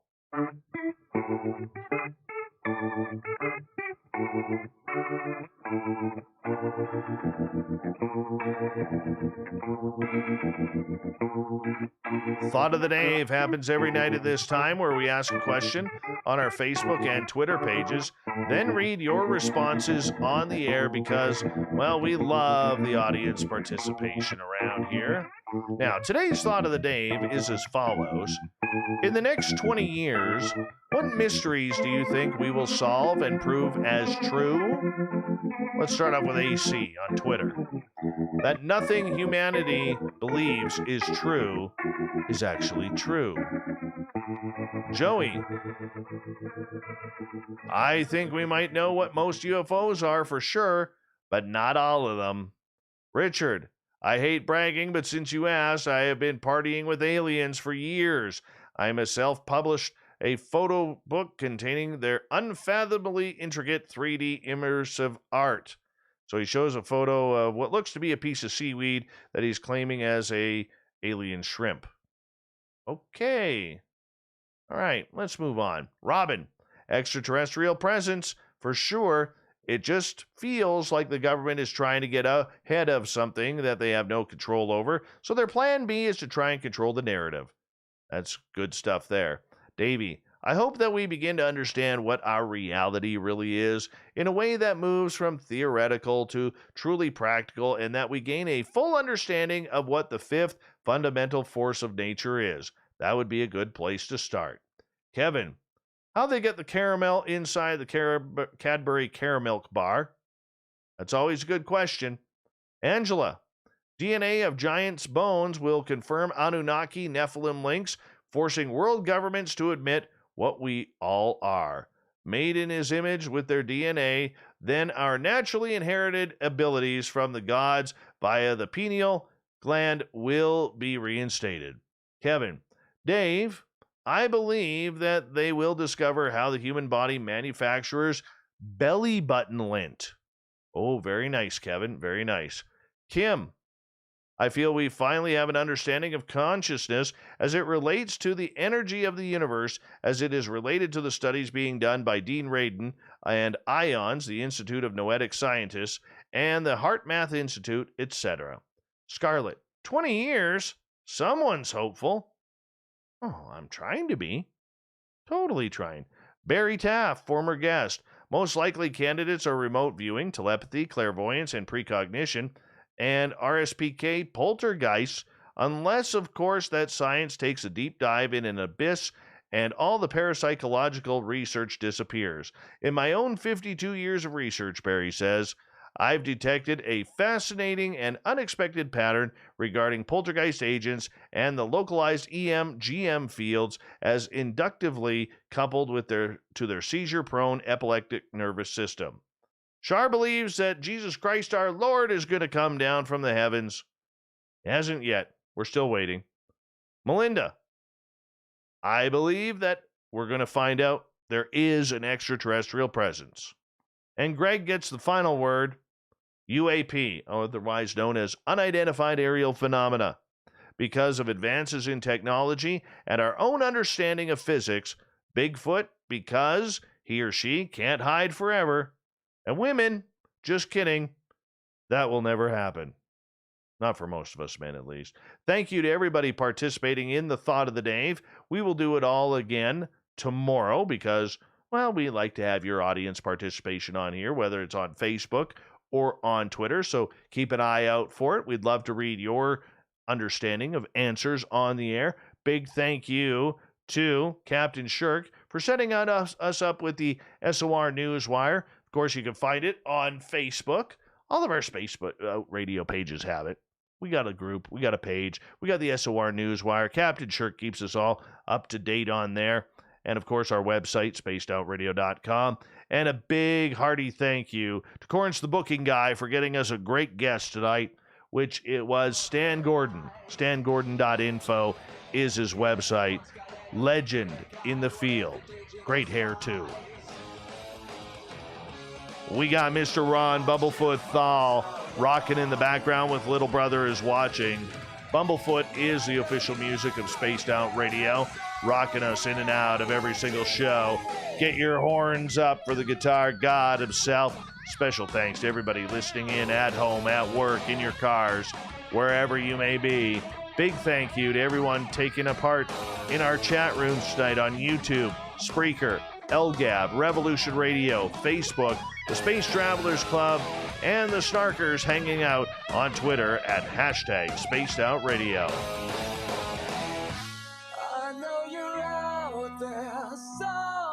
Remember, this show is copyright by Spaced Out Radio and SOR Media Ventures Limited.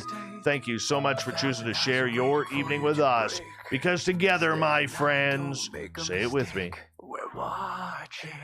We own the night.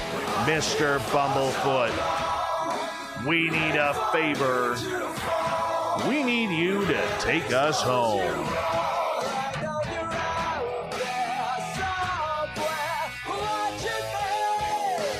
Yes, the Woo train has docked for the night. But soon, my friends, we shall ride again. Your seats are always available. Your tickets never expire. And if you want to bring a friend, we've got room for them too. Good night.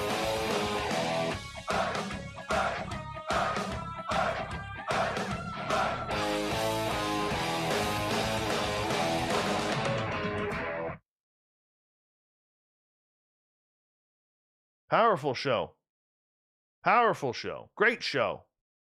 Give yourselves a round of applause. We had a lot of fun with you guys tonight. You guys are great. Very active in the chat room. Wow, still 133 people hanging out. Very cool. Don't all disappear. You haven't played in our chat room before? We always like to know where everybody's from, so do us a favor. Let us know where you're from. Hop into the chat room. Say hello. Hopefully you're signed in where you can do that. That'd be kind of cool.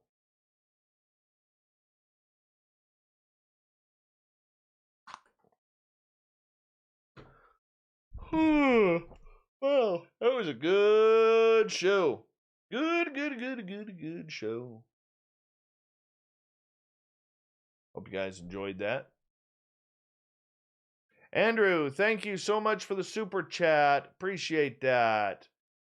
And that goes along with Opa de Greco, Brett Lewis, J1 Vinster, who missed out on Geraldine, the previous show, Surf Jer, Fabster with the big head, Wagon Breath, and Ninja Wizard Workshop. Thank you, everyone. I appreciate that for coming on in. D. Swagger, nice to see you. Who else dropped in? I saw Super Quest. Hey, UFO Knot, how you doing, man? Can't believe Captain Shirk. She has a thing for the squirrel porn. Totally does. I can tell. She likes her squirrel porn. Good old Squirrel Hub. Yeah, you should really see the size of these nuts on this squirrel. It's actually kind of impressive.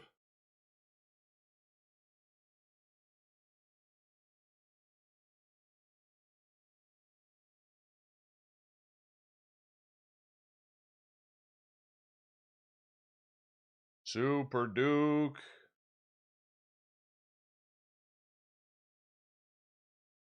I don't know about any of you, but I'm really starting to think that Duke from World Bigfoot Radio wears a cape. I think he does. I think when he goes out looking in the forest for Bigfoot, he's got a cape on. Bright red cape. Maybe a mustard yellow one.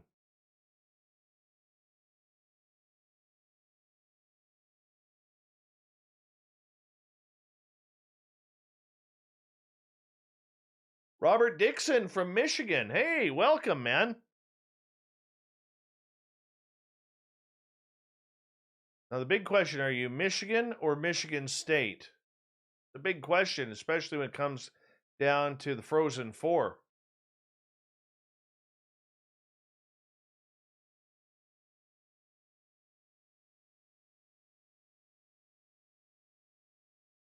I don't care what anybody says. I still think that Duke wears a cape. Guaranteed. Absolutely guaranteed.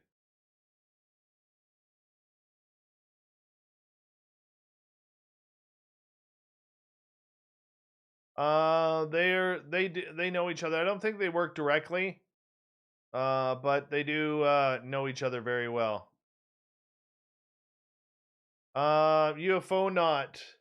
I will not give her the airtime, especially when she pawns a lot of fake stories like 250,000 Chinese army soldiers hanging out on the borders of Canada. Don't like that shit. That shit is dangerous. This world is scary enough without people fear-mongering like that, and I won't give it the time of day. I met her once. She kind of gave me a scowl, kind of scared me, so I just walked away. That's the truth of it.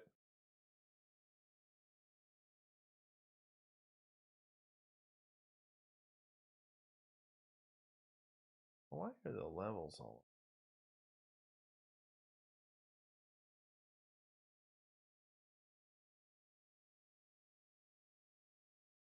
No, you can think Carrie Cassidy's number one all you want.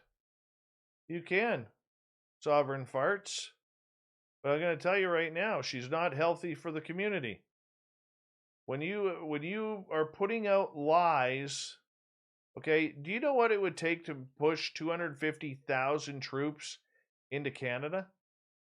Seriously. Okay? The satellite imagery would show that. Any type of... North America is so protected, dude, by NORAD, by NATO, by the United States. Okay? Any type of movement like that, it would be equally noted. I don't need to thank her ass for anything, dude. She's passing fake news. Okay? She's a fearmonger.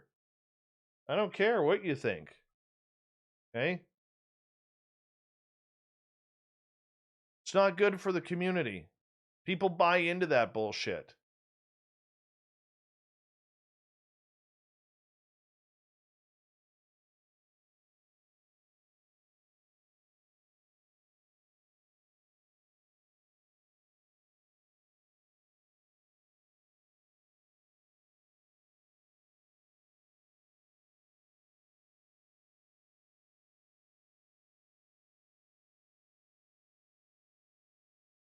Now, there's enough fakers and charlatans out there, and people are scared right now. People are completely scared right now by what's going on. And it's funny, and I'll tell you a little story here. This happened today at my daytime office. At my daytime office, my doctor, my family doctor is my one of my clients. Okay? And my family doctor today, we were talking about COVID, and you know what? He says the biggest problem with COVID right now, he's not, he's treating people. He's treated a lot of people with his horrific disease that's going around. Okay? But it affects everyone differently, number one, he said. Number two, he also stated that the biggest problem with COVID right now on anything is the fear-mongering by the media. The fear-mongering by the media. He doesn't like that. He goes, yes, there is disease. Yes, we have to take care of everything. Yes, people are getting sick. People are dying. There's no denying that. He goes, but the way the media has treated this subject is disgusting. And I agree with him. My doctor's pretty badass. He's from the Sudan. And he was telling me this story about how he was a kid. And he actually, his dad left him in the car while his dad quickly ran into his office to grab something. And as a kid, he wanted to go hang out with his dad. So his dad, he got out of the car and started walking towards his dad's office, only to be chased by a hyena. The hyena was about to kill the kid, until I guess there's armed guards around his dad's office because of the wild animals. And so one of the armed guards picked off the hyena. Yeah. Preston Beckett, good to have you here, man. Well, the UFO not. See, I'm going to correct you on something here for a second, okay? Carrie Cassidy is not a journalist. She has never been a journalist, okay? Anybody can do interviews. You can do an interview. I can do an interview. It doesn't make you a journalist. All right? And that's the problem, is people give people like that titles. And that's what I've been saying for a number of years to our listeners. Bonjour, Jean-Paul. Comment ça va? This is what I've been saying to our listeners for a number of years. And if I drop dead tomorrow, I want you to take this note with me, okay, or from me. And that is, stay away from the people who lie about their credentials. Stay away from people who say, well, that looks like journalism. That looks like good journalism. Because the majority of people don't know what good journalism is. Okay?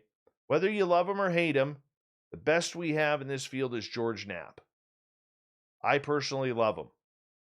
He's the best and only investigative journalist, all right, covering this subject. There are others that are growing, okay? And citizen journalism is very important.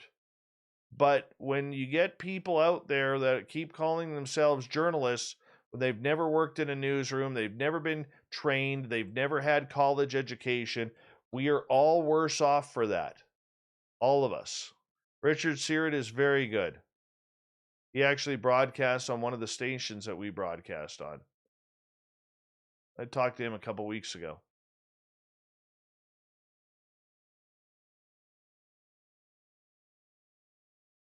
So people like Kerry Cassidy, in my opinion, are not good for the UFO environment. They really are.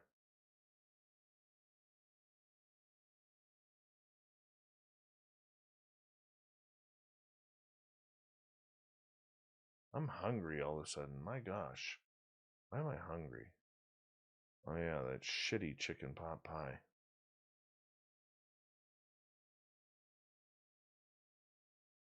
I don't think Lazar lied. I think he did work there. What capacity, I don't know. And I believe that story. I believe the Lazar story for one reason. KLAS TV has never rescinded or retracted the story. And there's a lot of variables that go into that.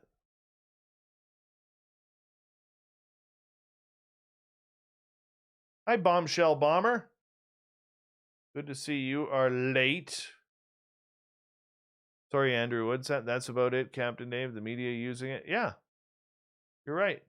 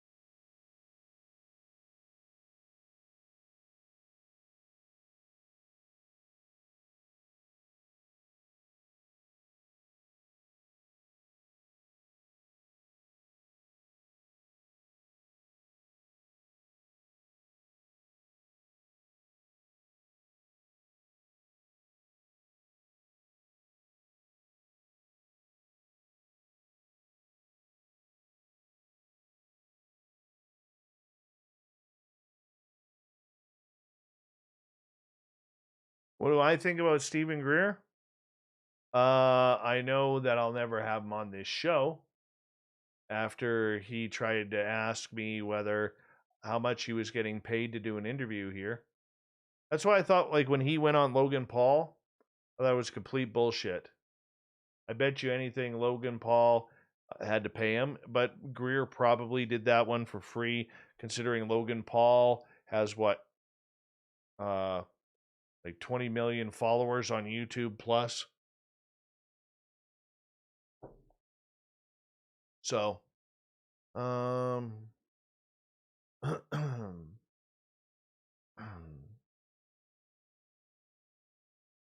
Stanton Friedman was a writer, not a journalist, and he was a nuclear physicist.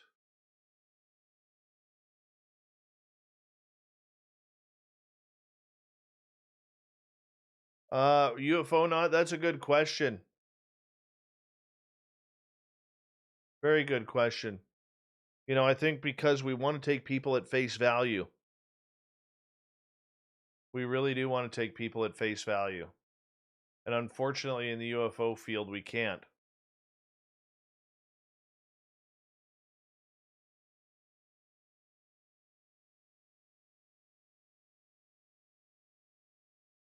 Oh, absolutely he has.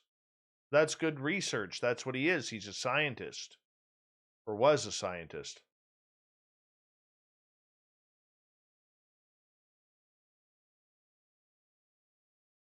By the way, my doctor reconfirmed with me today that one of the best things you could take with vitamin in regards to preventing COVID, vitamin C, vitamin D, zinc, and to keep your lungs clean, capsicum.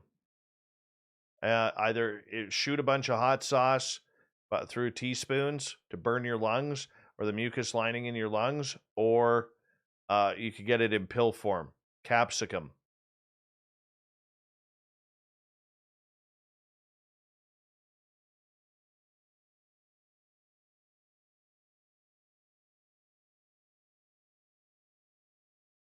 Yes.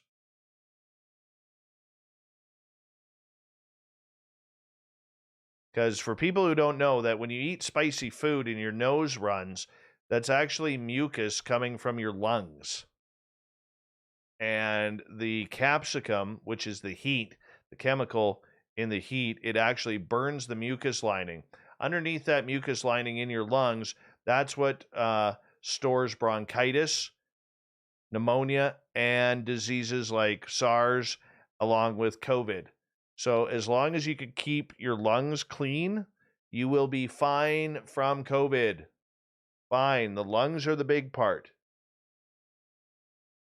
Yeah, just drink some pepper spray. Just go down to your local gun shack or Canadian Tire and grab the pepper spray and right in your mouth. Or, it's a good plug for Bumblefoot hot sauce.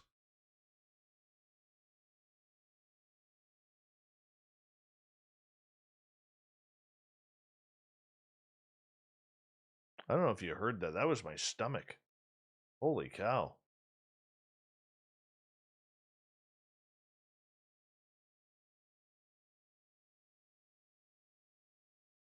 Sure you do, Fapster. Sure you do. Start eating habanero peppers. What I did was I just started taking teaspoons of hot sauce. The minute I start... No, that was my stomach, dude. That was not a fart. I would admit if it was a fart. Holy cow. You can hear that. Come on, do it again. Oh well.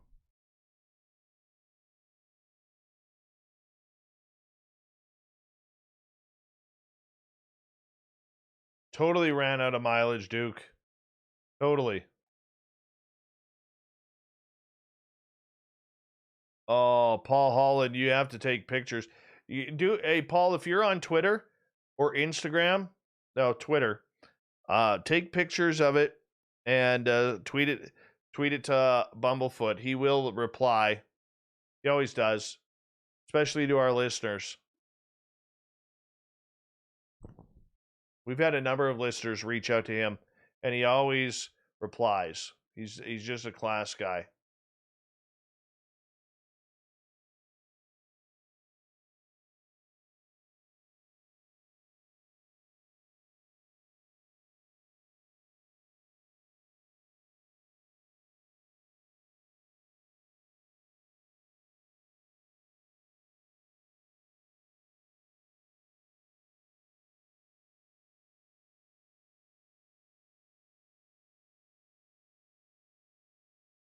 God, I'm hungry.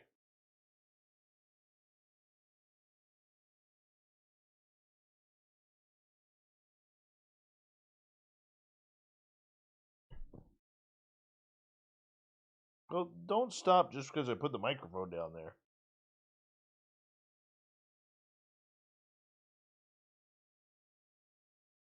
Weird. 124 still here.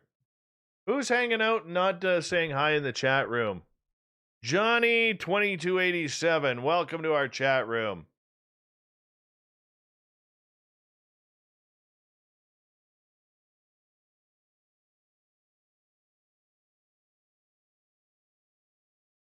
I encourage all of our listeners to go say hi to Mr. Ron Bumblefoot Thal on Twitter.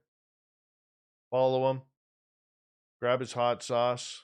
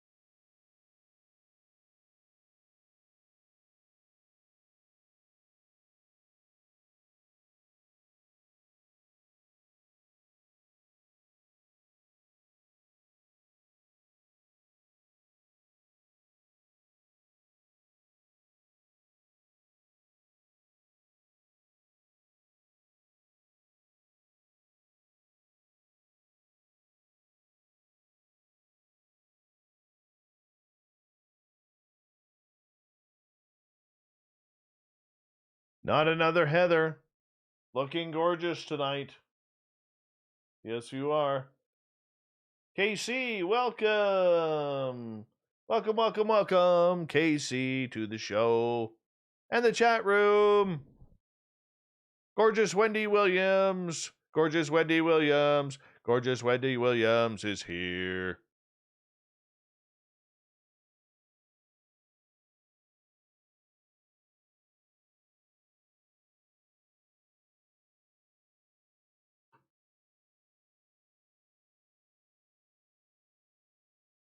Do, do, do, do.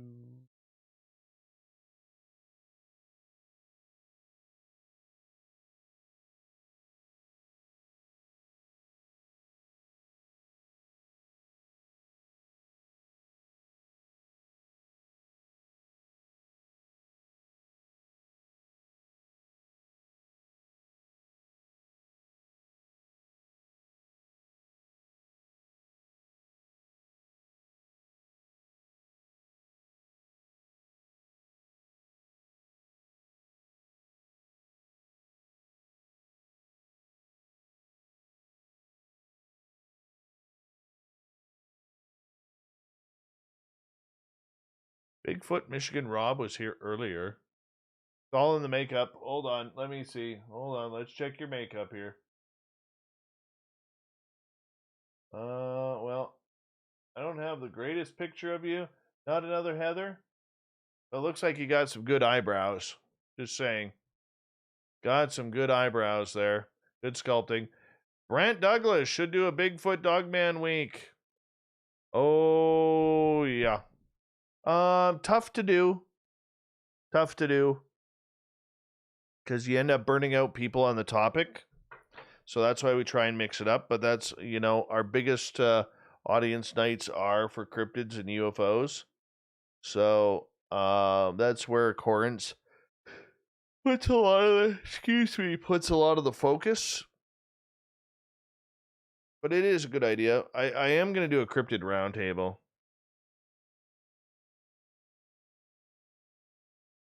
Wendy Williams wants to hear creepy stuff. I don't get creepy stuff around my house very often. Let's see. What about a Mothman show? Yeah, we haven't done one of those in a while. Creepy. Last real creepy stuff that happened to my house was the ghost dog that looked like my German Shepherd. That was pretty cool.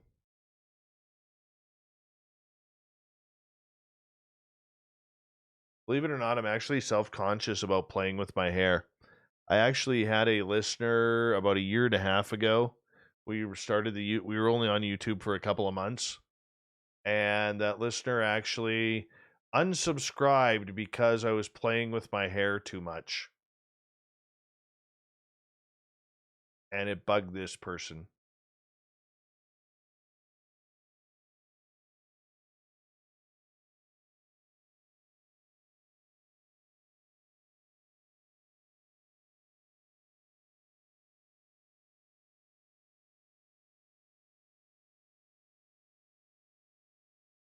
Super Quest. How's your cape? What cape do you got on tonight, Super Quest? Murray,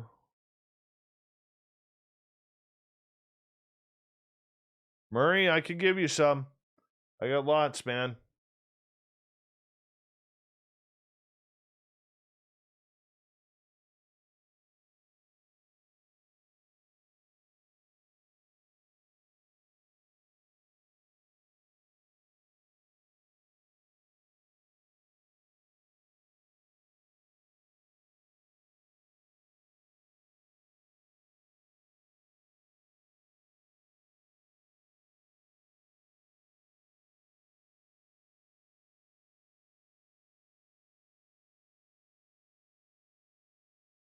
What other weird stories have happened on my property? Hey, Robert Dixon's still here, everyone. Robert Dixon, his second ever message on our chat room. We're dropping numbers like flies here right now. We've gone from 133 to 115. Snap of a finger. Oh, excuse me. I apologize. Close up some of these windows. Don't need them all.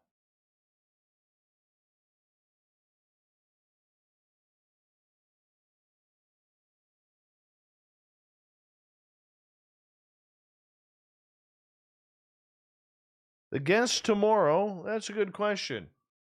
Who is our guest for tomorrow? Let me find out for you. Shall I? Let's. Let's go here.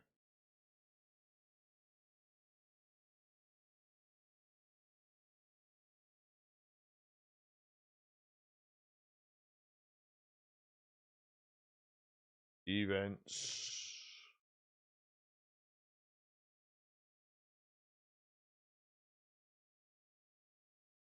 Oh, Cherie Ariano.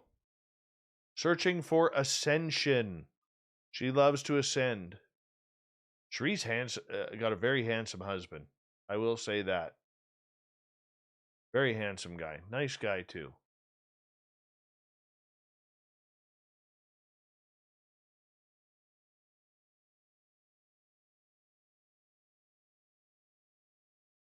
Cherie Ariano.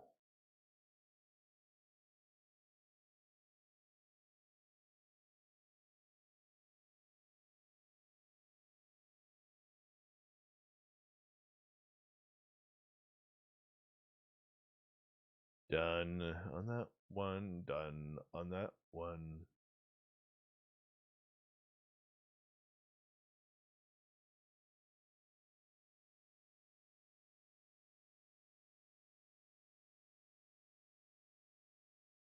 Oh, they're both beautiful people. They're a beautiful couple. Oh, the show about sea creatures. I will talk to Corrance about that. Yeah, we haven't done one on sea monsters in a while.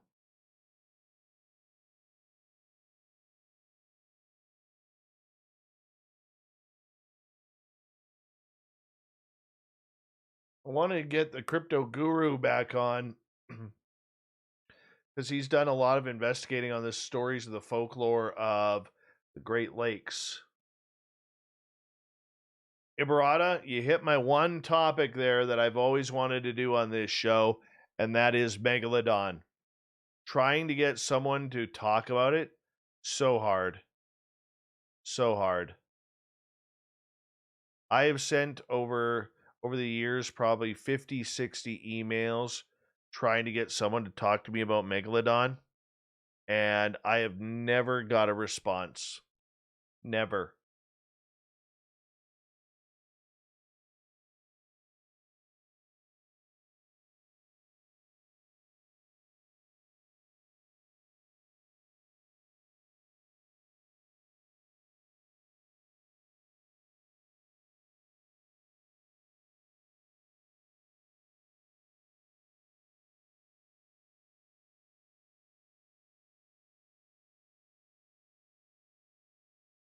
I know, I would love to do a Megalodon show.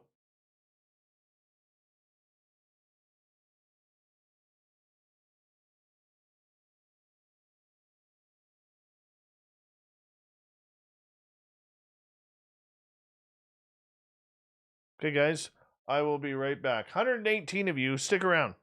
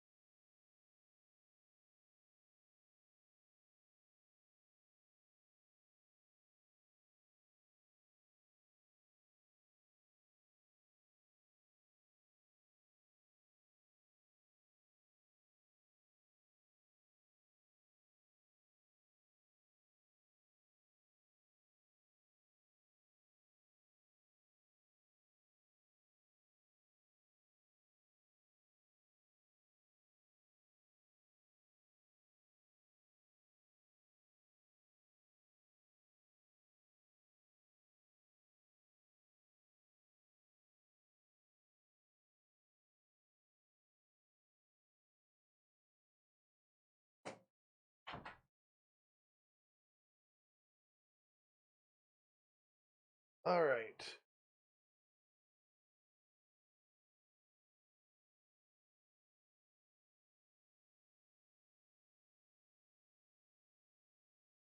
That's all done.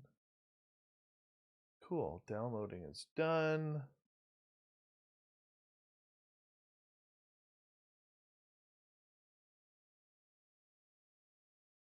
So yeah, tomorrow at 6 p.m. Let me just grab the address for you. 6 p.m. Pacific. I'm going to go and have a interview with the boys from UFO Garage.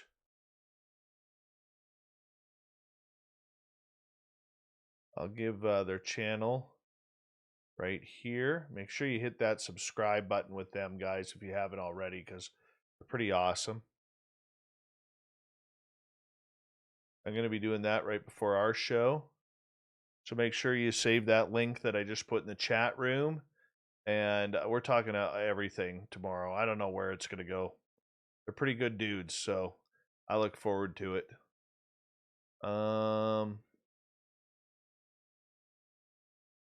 That's about it. I want to say thank you to Fapster, to where are we here? Let's start at the beginning. Thanks to Ninja Wizard, Wagon Breath, Fapster, Surf Jer, Vinster, J1, Brett Lewis, Greco, and Andrew for the super chats tonight. Really do appreciate the love and support on a nightly basis that you guys do for us.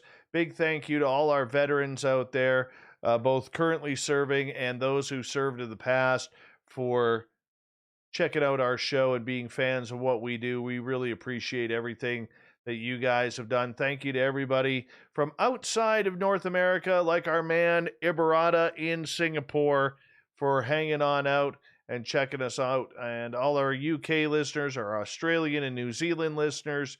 I know we got a bunch of you as well.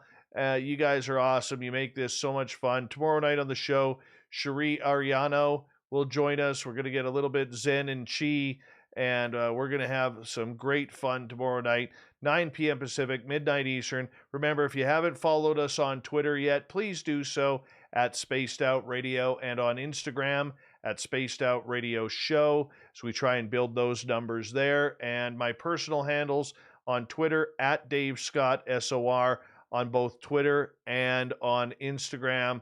Of course, make sure you give our pages a like on Facebook as well. Thank you to our new subscribers. Thank you to everybody for supporting us, because we love you.